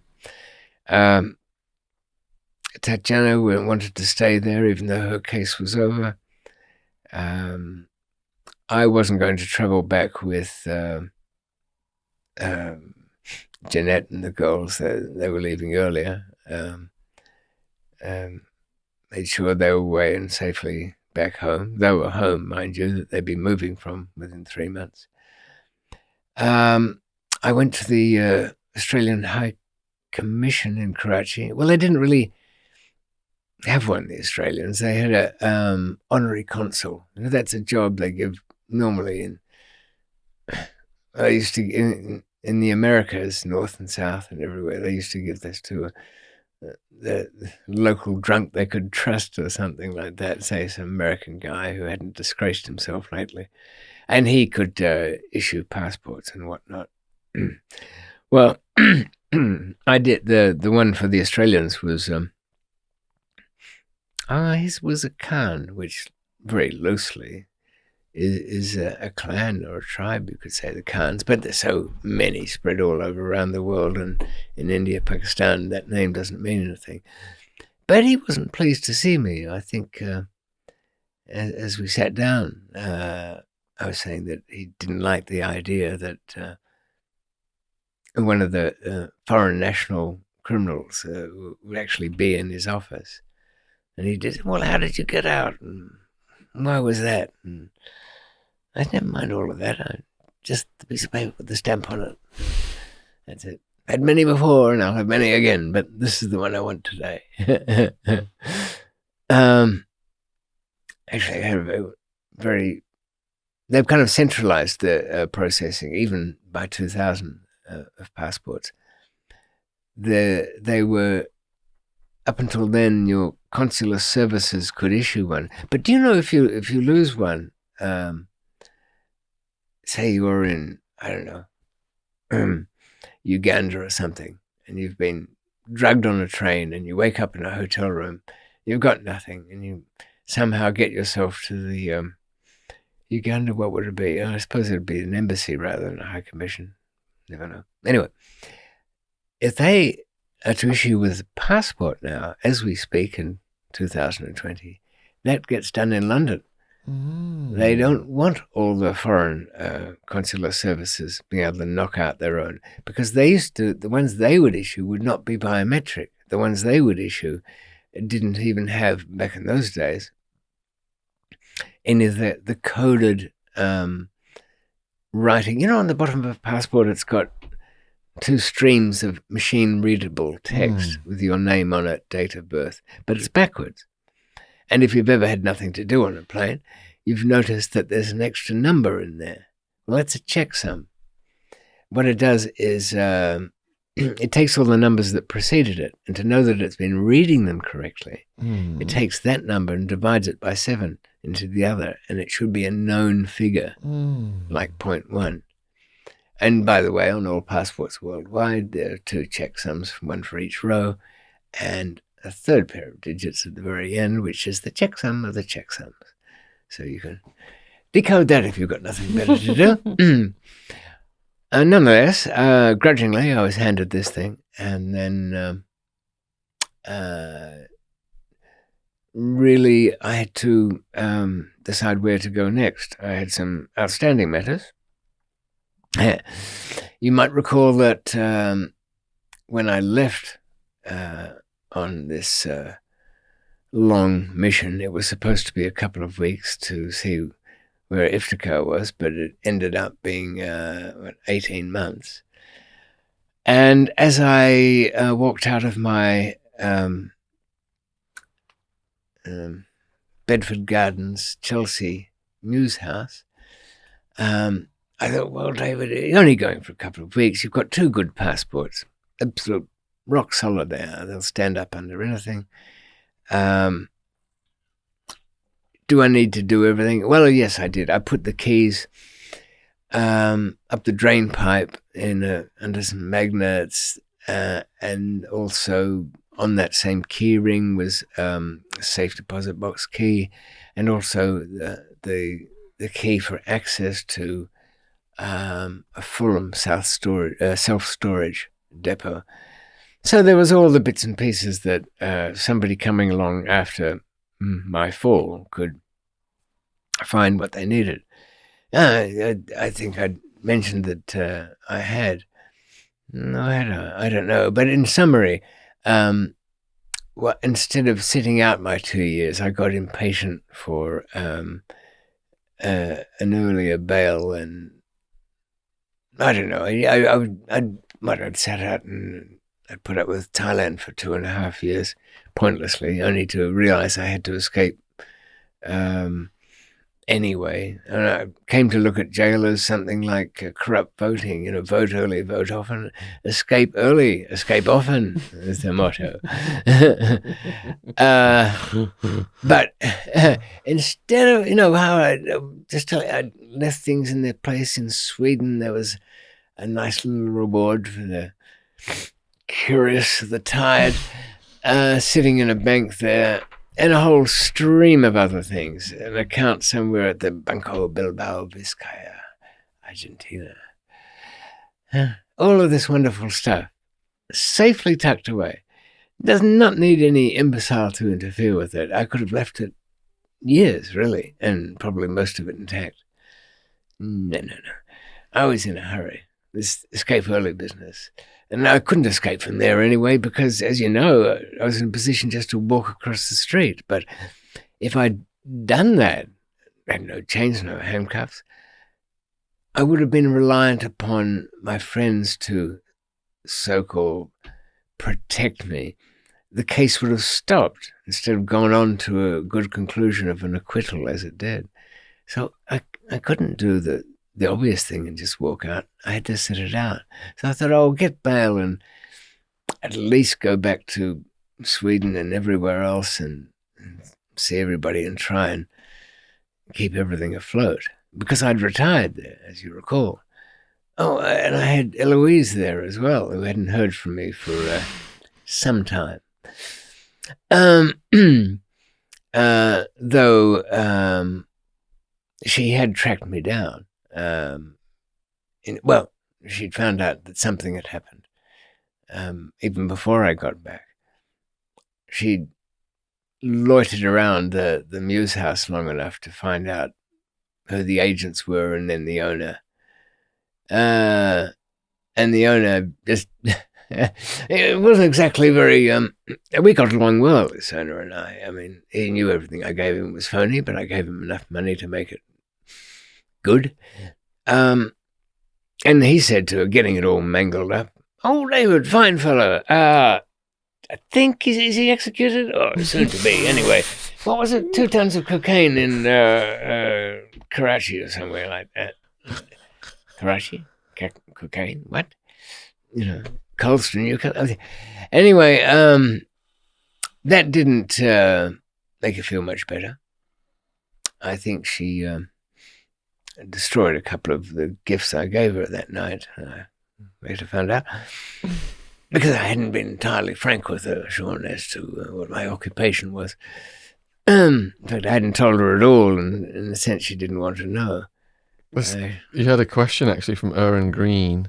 What happened to Eloise while you were gone? Were you able to get any messages to her, or did she presume you dead?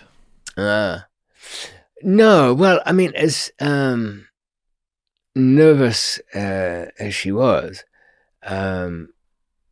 she wasn't somebody likely to give up either. Private school girl, go back on the hockey field and all of that. Was it lacrosse? Anyway, whatever. Don't let go of your puck. So she wasn't put off by the house owner's talk and managed to find my brother somewhere who was running Cafe Productions, a film company down in Soho at the time. Now, Simon, was he on good terms with you? Well, very cynical terms, you could say that. I mean, a couple of times I stayed out in Finsbury Park at his place there when coming back from someplace horrible. Yeah, we've always got along, but he never until, I think he's almost disappointed that I retired, no more interesting things happen. But he's at the coalface of the film business because the makers of things get very little reward. It's only the deal makers of things who do it right. But he did he did tell me when I spoke to him by smuggled mobile phone from Pakistan in the jail, and then later, some girl came looking for you, David. What kind? Oh, English, quite pretty. Seemed quite smitten, don't know why. Anyway, I straightened her out on that. What do you mean?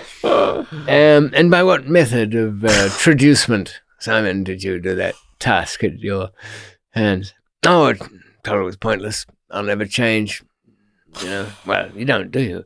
And if she hung around, she'd only find herself in trouble one way or another, or alone, mostly.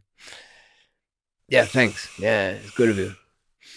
You want to work for the UN or anything like that? You know what brothers are like? I mean, I think they relish sometimes the opportunity to make their fellow brothers' life miserable. So none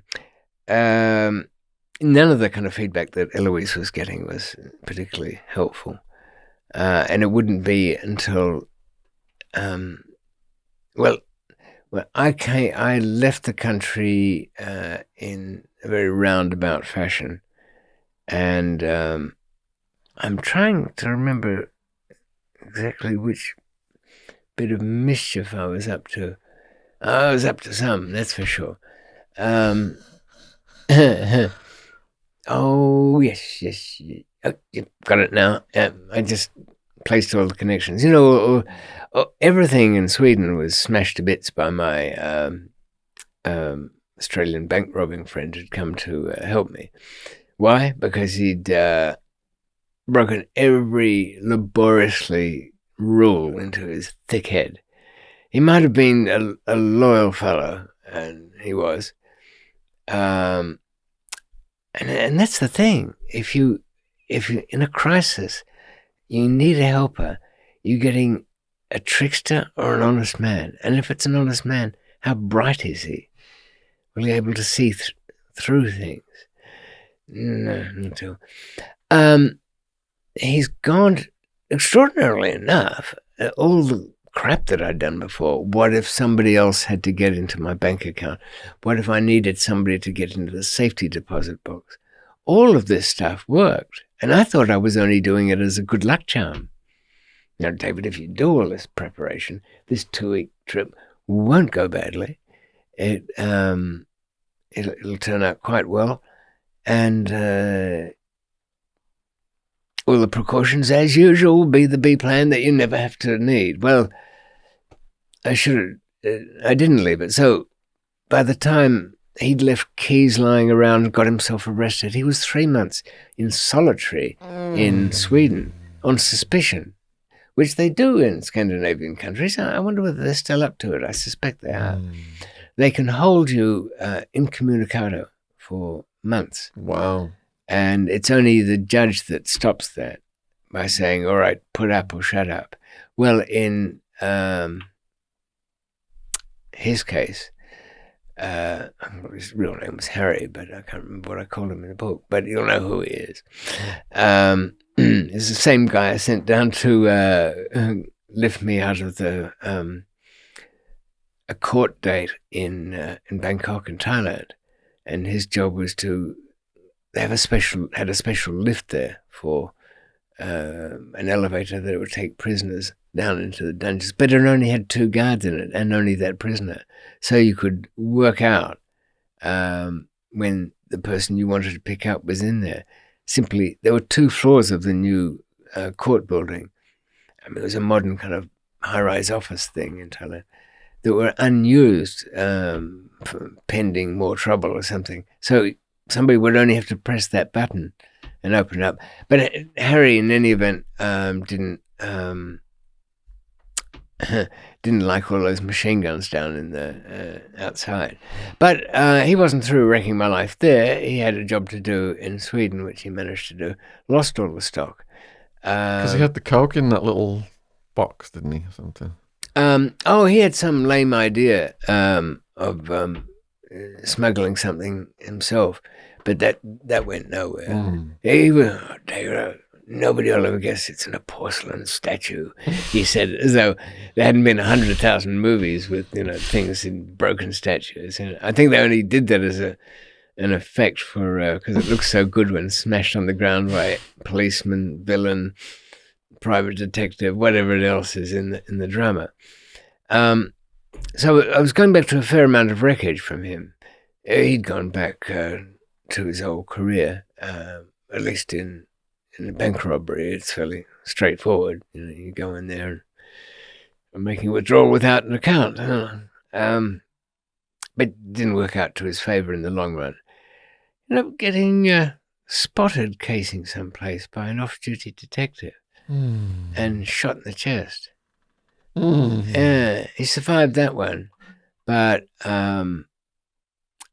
the and was taken and got away and patched up a bit, but ended up dying of cancer some years into a prison sentence that followed all that. Is this leading you to have an adventure in Scandinavia? Yes. Shall we save that for the next ep? Because we've gone over 2 hours and we've got questions. Okay, because where we head to next, I arrive back in Europe. I restore my fortunes for the third or fourth time, I forget which. And my new bunch of friends are all from Denmark. And we go to Christiania, the hippie enclave there. And also, at some point, some years after that, the Russians appear again. I know you're very fond of the Russians. Andreas. Tatiana? Tatiana, yes. She didn't join us. She was a bit scared to come anywhere near it all, but she provided the communications link. And so for those who thought there'd been too much time spent in Pakistan, and there were times when I felt the same way myself, we are moving on now into what we delude ourselves into thinking is a more civilized place in the world, Western Europe, where Russians again appear. Only under another guise. Oh yeah, I haven't even told that story about the ship.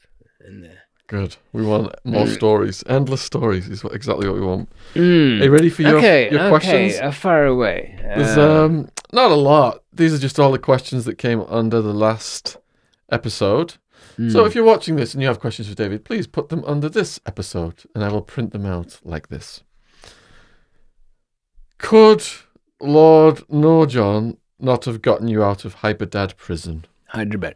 Hyderabad. Yeah. Yes, but as I was saying, physically getting out is a nothing. Anybody can do that. I mean, you could leave from the courts at any time. But you go from one prison into another. Whoever took you out, will they be as kind a hosts as the ones you previously had? Doubtful. Could you employ David as international advisor to the Middle East, Shaun, and send him off on a last couple of adventures? That might have come through. I put up a video a little while back about the devil's advocate, how it was much more interesting to imagine yourself as the defender of people we've vilified in the past. And I mentioned poor old Gaddafi, the best-dressed dictator of North Africa. Don't you think he was? He had an Italian designer, very snazzy, I must say, as dictators go. And also, poor old Saddam Hussein. I mean, he had very poor advisors. Do you know Kuwait was slant drilling into Iraqi territory for their oil? Naughty. But not only that, Iraq was a gold mine for good PR. It wasn't a kingdom. He could organize freedom fighters in search of democracy infiltrating down into Kuwait. He would have seemed like Bush Sr. and the Contras, throwing a bit of money into those who seek freedom and democracy. It never occurred to him, of course, but so that's where the idea of being a negotiator in the Middle East would be. But I don't know. Sometimes it's an unlucky thing. You conclude a successful negotiation, the next minute some halfwit leaves, 600 tons of nitrates or something down by the port in Beirut, and half the city's flattened. So that is one unlucky town, Shaun. If you ever go there, people, take an hour's journey north to Juni. It's like a mini little Paris of the East. Oh, without the metro train station that smells like pee, which you can't avoid in Paris. Mind you, every street in Paris smells like pee, doesn't it? Food's good, though. JC asked, what's the biggest touch you had, Dave? Well, being alive today, I suppose.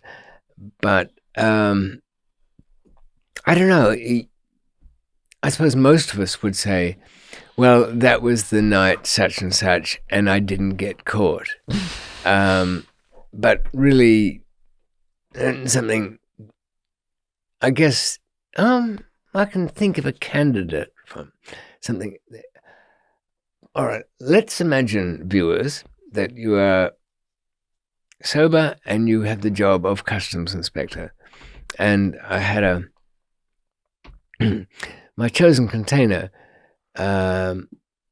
had some boxes within it, and it was one of these kind of stereo amplifiers, but it was metal. And in their toolkit at Heathrow Terminal 3, was it 2? Anyway, they're all joined up. They didn't have an Allen key of the right size to unscrew the retaining lugs. I very seriously much doubt that that would be a problem those days. I mean, 30 years ago, Allen keys were fairly rare. Now they're in every crappy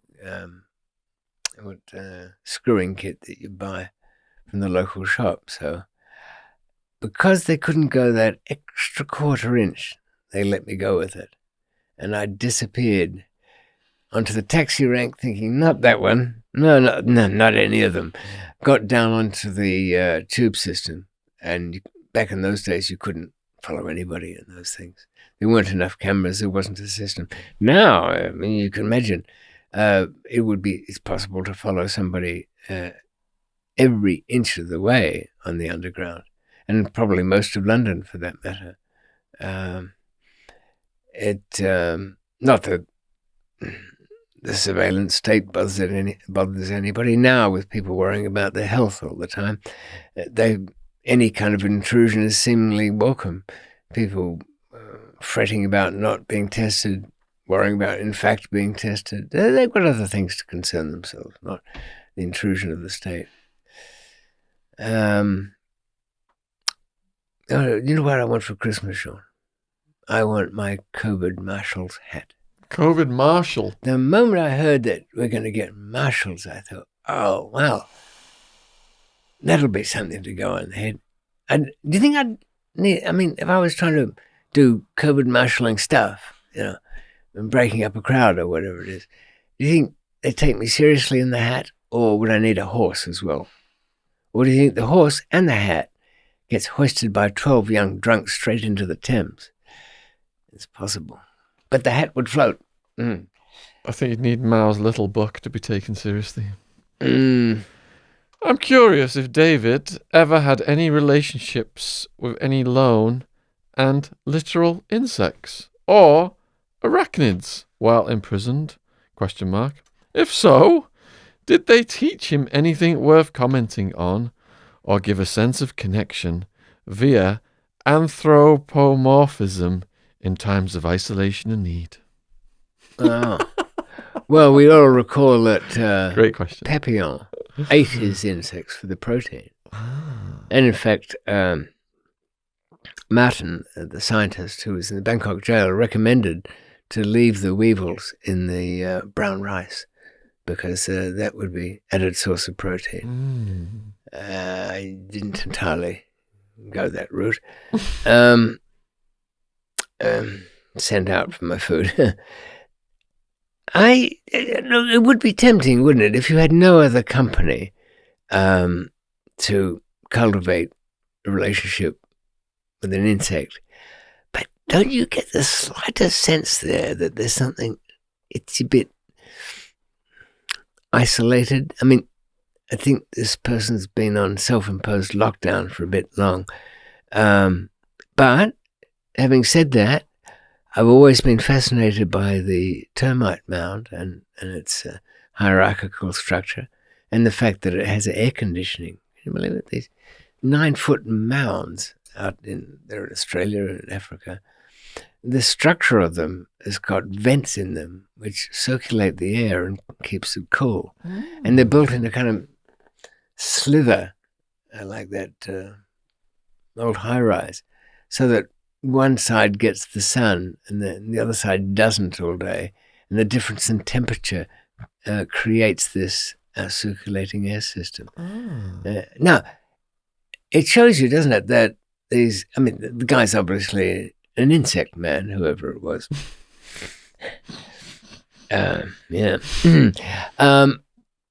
That they have no idea what they're doing, and yet they together do this stuff.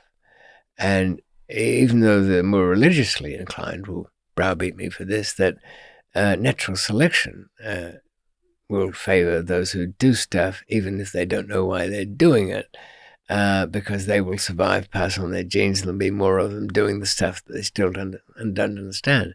It's like having children today, I suppose. But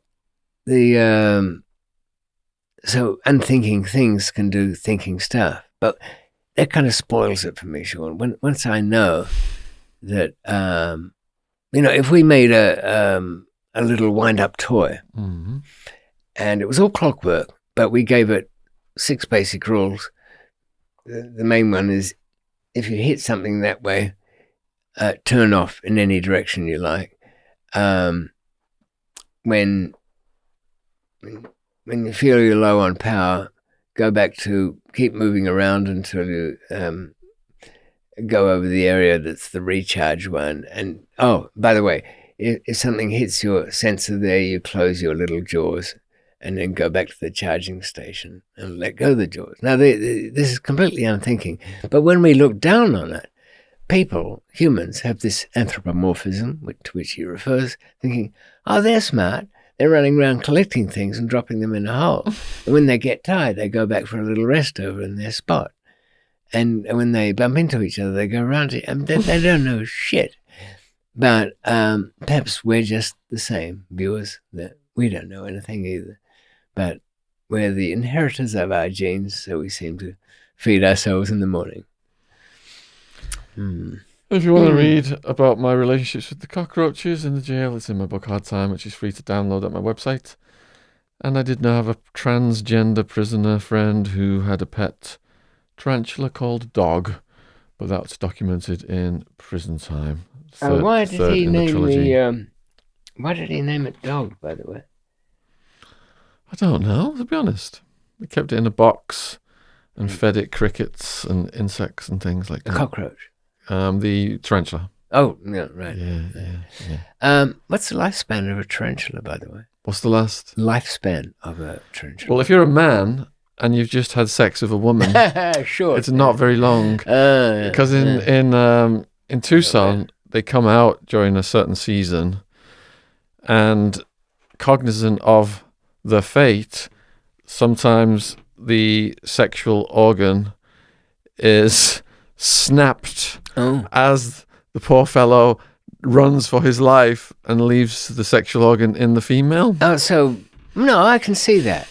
Choice between having a wangle or not, or dying. Leave it. It never came to any good anyway. It only got me in trouble. And I'm obsessed with insect battle videos on YouTube, which did, because they kind of like just like play staghorn beetles. They play one after the other, like tarantula versus scorpion. But it did lead recently to a praying mantis video that was just auto-suggested by YouTube, and it showed the female has a chemical spray that makes the male want to reproduce with her, and she will also eat the male. But in this video, she couldn't wait to eat the male afterwards, so she just cut his head off, so he was completely decapitated, released the spray onto the male, and he jumped right on her and reproduced. Oh, even headless. Headless. I think people that will confirm what a lot of women have felt about men anyway. Even they would have their primary function even headless. Girl power. That spray is quite unnecessary in many cases that I know of. Of course, if there was a reverse one, well, perhaps it's in the air all the time. One never knows. I see. So that's ever since your relationship with your own cockroach, you've kind of been drawn towards the masses of them. Yeah. You do learn their traits and how they. Why do the insides all look like porridge when you step on them? Is it what they've been eating, or is they eat anything? Anything like nail filings, earwax. Earwax is like honey to them. They try and get in your ears. Did you ever find anything they wouldn't eat? No. And there was no fighting them. You couldn't have a. It didn't matter how many you killed. They owned the building, so. Like people would smash them in the daytime when they'd see them out, but at nighttime they were just everywhere. What about sealing up the holes where they came out? Yeah, with toothpaste.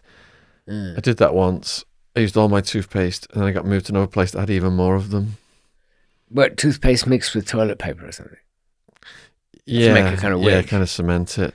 But the Amerifresh toothpaste that Sheriff Joe Pye was giving us was years later found to have been made in China with some toxic antifreeze ingredients in it. To give you clean teeth. And it made the cells smell minty fresh when the cockroach cracks were cemented. Don't you find it's interesting that amongst prisoners with little time, nothing but time to experiment with all the objects, can use things like toothpaste in so many ways. Yeah. How many posters have you seen put up with toothpaste? Yeah. Plenty. And when it dries out, if you go into another cell, your first job is to scrape all this old toothpaste off the walls. On the tables in the day room, you could actually do a starting line with toothpaste on one end, a finish line with toothpaste on the other end, and have cockroach races and gamble on the winner. Did you have to mark the top of your cockroach with some? What I didn't notice was they don't exactly go in straight lines. They do a lot of looping and banging in. And they didn't climb over the barriers and cheat. You need quite a tall one for that. Well, they communicated with chemical smells, because when we threatened them or smashed one, chemical smells would be released. Then warrior ones would run under the cell door. Right. Looking all angry at you. But the worst was the babies, because the eggs were in a little piece of a worm. It looked like a piece of a worm. Yeah. And the females carried this. And they'd lay it under your bunk or on a book. If you didn't notice it, then all the little ones were everywhere. So, I mean, when they hatched, were they recognizable as what they were, or did they have tiny little intermediate ones, stage? Oh, they look like little bumper cars just going round and round on the wall. It's sad, really, to think that such detail is remembered so clearly. Yeah. Killing them is now impossible, because they fake death. So she smashed them, and you're reading a book, and you look over, and it's gone because it's reformed. Or when you throw them in the toilet, they go like this in the water, like they're dead, but they're actually just holding oxygen to themselves. Oh yeah, they can't they? Yeah, there's enough surface tension to keep breathable amounts there, and they breathe through the skin anyway, or carapace. Hardy little buggers. They kind of remind me. When I was a kid, there was a comic book, and it had, in this issue, we've got for you flat bugs. Oh yes. Now, flat bugs, they're drawn on, of course, have these characteristics. When you look at them, they stay absolutely still.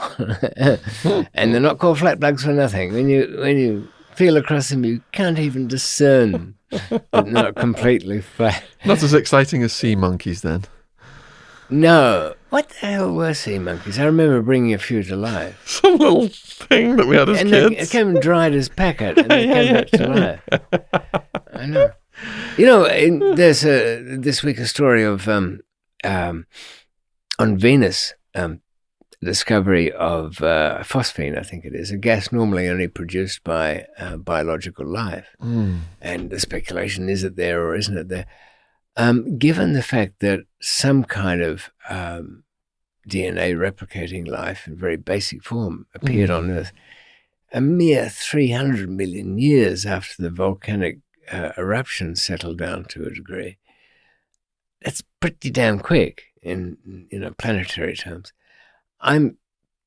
Nobody will be surprised when it turns out our entire solar system is riddled with microbes of one kind or another. Just that it's only here we ended up having television. And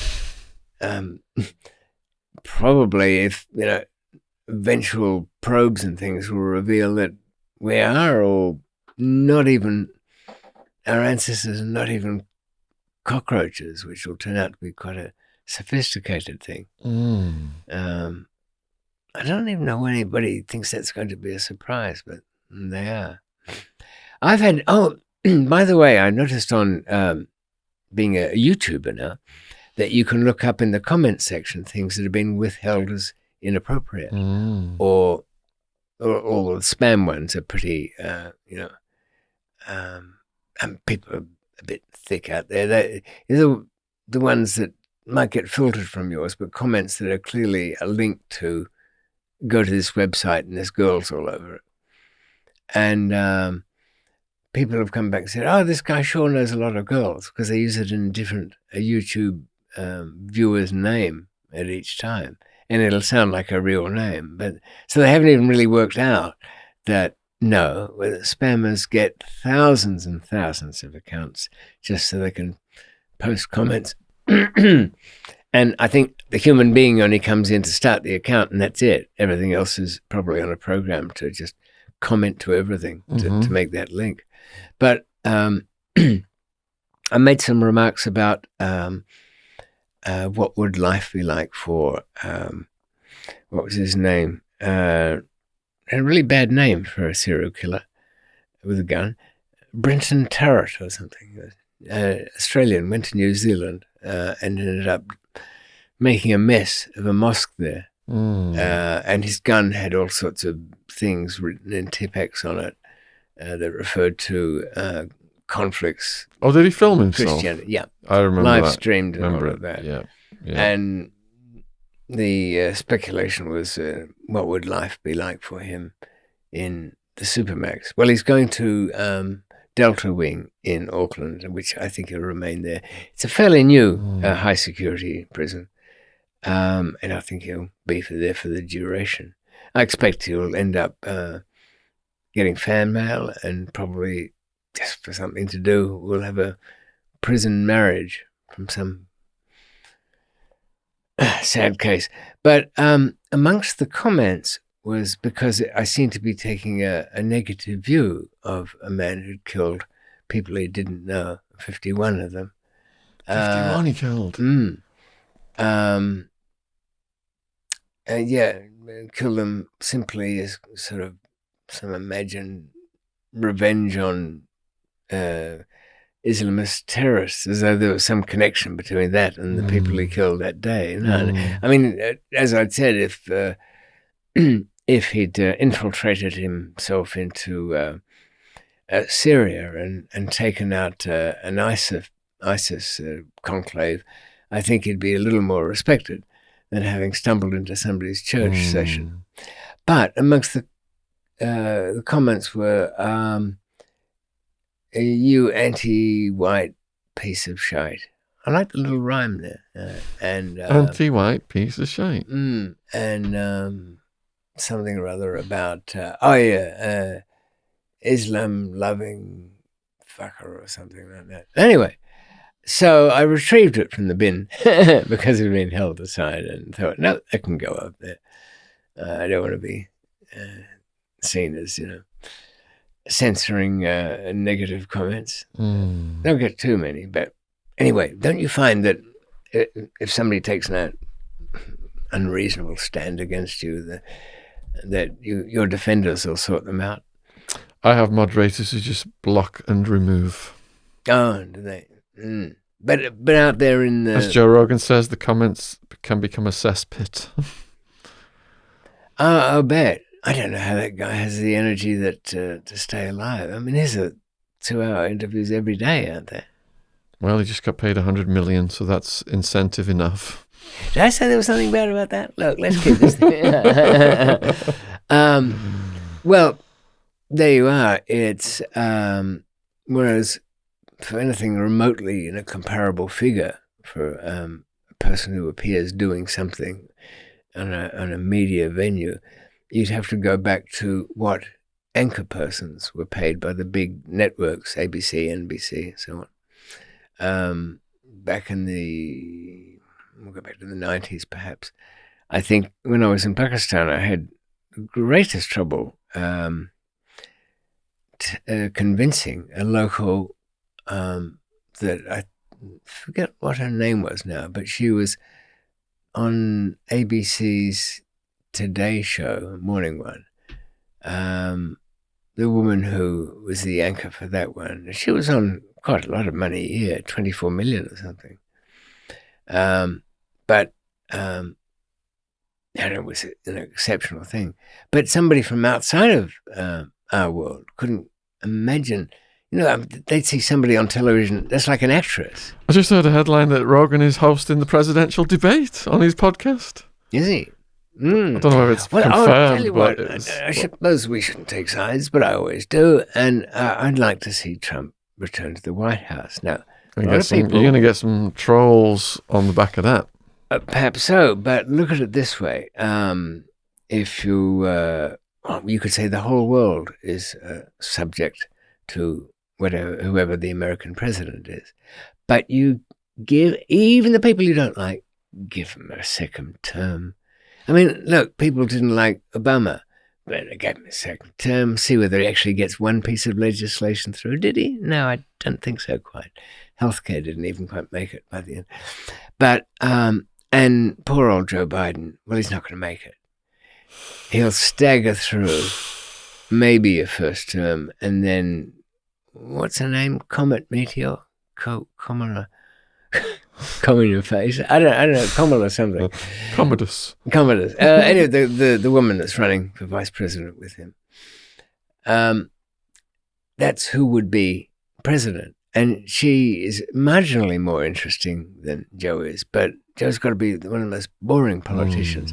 Had quite a tragic life. Various things have gone wrong, and he's been through all of that. But he is a dull human being. We need to reintroduce the Roman Empire method. Praetorian guards just wipe you out if you don't perform very well. It's true. Nothing like perhaps they'd take things a bit more seriously. Palace intrigue. And you need a second term to sort of see what you're made of. Who can think of one-term presidents that are even remotely memorable? I think George Washington had two and said, "That's it.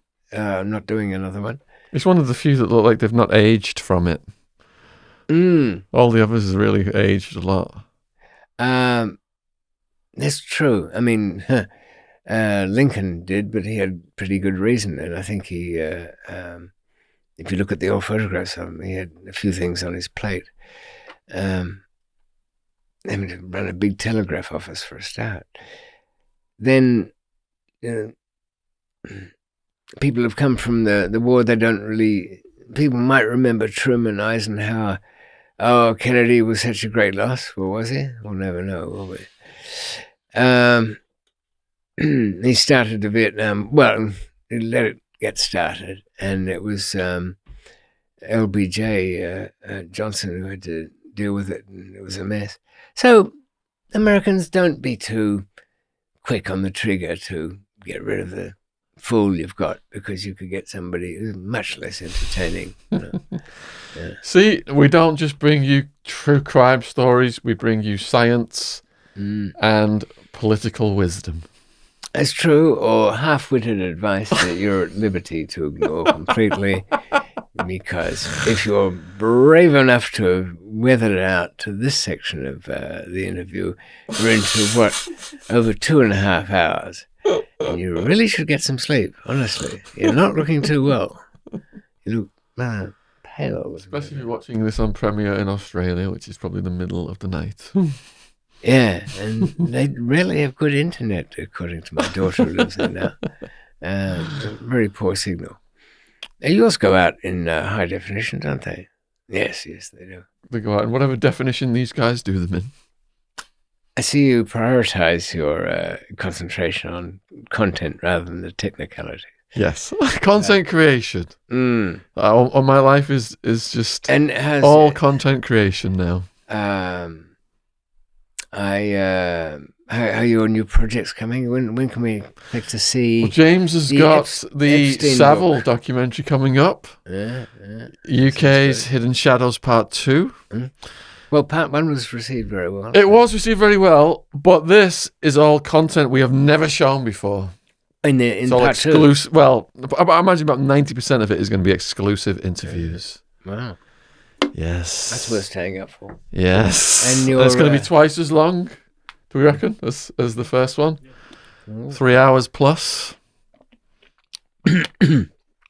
That's dedication, because I've noticed in the YouTube analytics that most people drop off after 10 to 15 minutes. Now, we don't know that they don't come back. Of a video, how long? Well, of kind of any video up to an hour, they might. Up to an hour? Yeah. The much longer ones, you can get to 30 minutes. But I think if they like it, they come back and pick up where they left off. Yeah, you've got. I don't think that counts as one. There's a hardcore group of followers who just watch absolutely everything all the way through. Yeah, there are a few. I've some bits, some of our old weekly chats. Oh yeah, I've retrieved the laptop that I did the editing of those on, so I need to go and see if the earlier ones are still on that. Yeah, a couple of they're warmly received, and I top and tail them. I really enjoyed that. It was fun. Yeah, it was. Yeah. I've been ever looking since then to find somebody. And I've had a couple of Skype calls with somebody, and I've nodded off during this. Right? Yeah. Just without the ability to go off in a completely unexpected direction, which you have. Yeah. I'm even thinking of getting an unemployed actor to not to pretend to be anything other than an unemployed actor, but one that's alert enough for that. So, at least those classics are on your channel. And I urge people to go down to David's channel and check them out and subscribe. We did weekly coronavirus chats full of black humour. And that's still around on my channel, as probably now 30 little bits of deranged advice and half-witted observations, and some that are frankly an embarrassment. But if you'd like to see me embarrassed, watch my channel. I'd also recommend you watch David on Danny Dyer's Deadliest Men. Why would you recommend such a thing? Scratch that. I recommend you watch David in his movie, Made in Australia. What was it called? Oh, that one. Yeah, The Man Who Got Away. The Man Who Got Away. And I love the bit at the beginning where it shows David as the child TV presenter. They were very much searching for an original of that. And in those days, you couldn't take away the tape of a video recording because they reused it all the time. Big 2-inch stuff it was with a spinning helical head. We'd love to stuff some of that into one of these YouTube videos. But they called a kinescope none of it. They film the TV and you get a copy on film. Yeah. But it was about 10 times my kid wages at the time to get one done. They were promised to, but I learnt at 12 years old that showbiz world were very empty promises there. And I probably would have slept with Uncle Hormone, or Uncle Norman, he was the child kid presenter, to get a copy. But even that would have been a disappointment. I'm not warped by all the things that happened to me. Won't catch me on something saying to a court, changed my life, that grope I had on a bus. Oh, and never got over it. 12 million, please. David has 2 books out, Escape and Unforgiving Destiny, which are available worldwide on Amazon in ebook and paperback formats. But if you want a special signed copy, I'll do that for you. Every week he's doing that. Have a little bit of your character in that. So you need to tell me something about how you see the world, what your worst moment was, what your best moment was, what you do with godlike powers. For our fans on the Isle of Man, we have bad news, and that is that Due to coronavirus restrictions being tightened, it's already in a state of 14-day quarantine. We are unable to do the November Isle of Man event. I was looking forward to that too, cancelled. Shaun. I know, would have been a good Never gig. been there. All sorts of Isle of Man things keep coming. Yeah. Oh, a couple of fans from there as well. Yeah. And We're trying to reschedule those for August 2021. what's that on the basis that they'll all be vaccinated away, I suppose, by then? I hope so. I don't think there's a basis. No, it's just far enough away so that nobody can imagine thinking of it. Plan anything. All right then, people. I hope you've enjoyed this one, and there's quite a bit more to come. So if you want any more of the juicy bits explained or something, just let us know. And Shaun will be happy to probe deeply with questions along those lines, won't you? Absolutely. And we're just halfway through the 20 episodes David is contractually obligated to provide to us. So What, for cab fare and a donut? See, I'm a cheap date. That's why I'm here all the time. Yeah. if you've just stumbled upon this video by chance and you've not seen the previous episodes, at the top of the description box below this video is a link now to David's playlist. There's multiple clips. Yeah, lots of things. And there are all of the podcasts. So I've put them all now in order, 1, 2, 3, 4 at the top of that playlist. So you can just go all the way down there, spend a whole week. I think some of them might need a slightest tidy up. Some of them do run on to 3 or 4 hours of something else. I don't know. Test pattern. Some of them are 10 hours long. We've added a few extra Davids on there, so you don't even have to get up off your seat to click over to the next one. True enough. Also in the description box are links to David's YouTube channel. Mm-hmm. You're not on Twitter or anything, Facebook or anything? I haven't got a life as it is. God is trying to tell me not to leave my little studio and get down to the things I should be doing, writing other stuff. I had the idea of Content creation. Yeah, I know, of finding mystery thrillers from the 1920s and reading them out. Who's got onto that? Anyway, the usual suspects. So what His Highness does to me is gives me the shittest jobs to ever come into creation. I was taken down to some dump where this guy said, look, it might not look like much. And there's a lot, this is for to make sure the building stands up, to somehow stop the leaks, and to make it look presentable to renting out room at a time. The slumlords do all of this. So they hire me. Now, the whole building was listing to one side. It had a crack in some place. I think some woman died on the 3rd floor. The supposed laminate goes squish, squish, squish under my feet. To get up there, I'd probably kill myself. It's the Almighty telling me to shun all of those jobs. But I get them all. So lure me on with a few shekels more, and so that my other half can go squander it at the Ivy. The restaurant's not that good on Blackheath. That's all right. Oh, they make a nice... what is it? Fish stew, I guess, if you like that kind of bouillabaisse thing. I've got, I'll have serious questions to ask for my output on all of that. But still, I live in hope. Also in the description box. Are we ever going to get past this? Seems to be a problem with the description.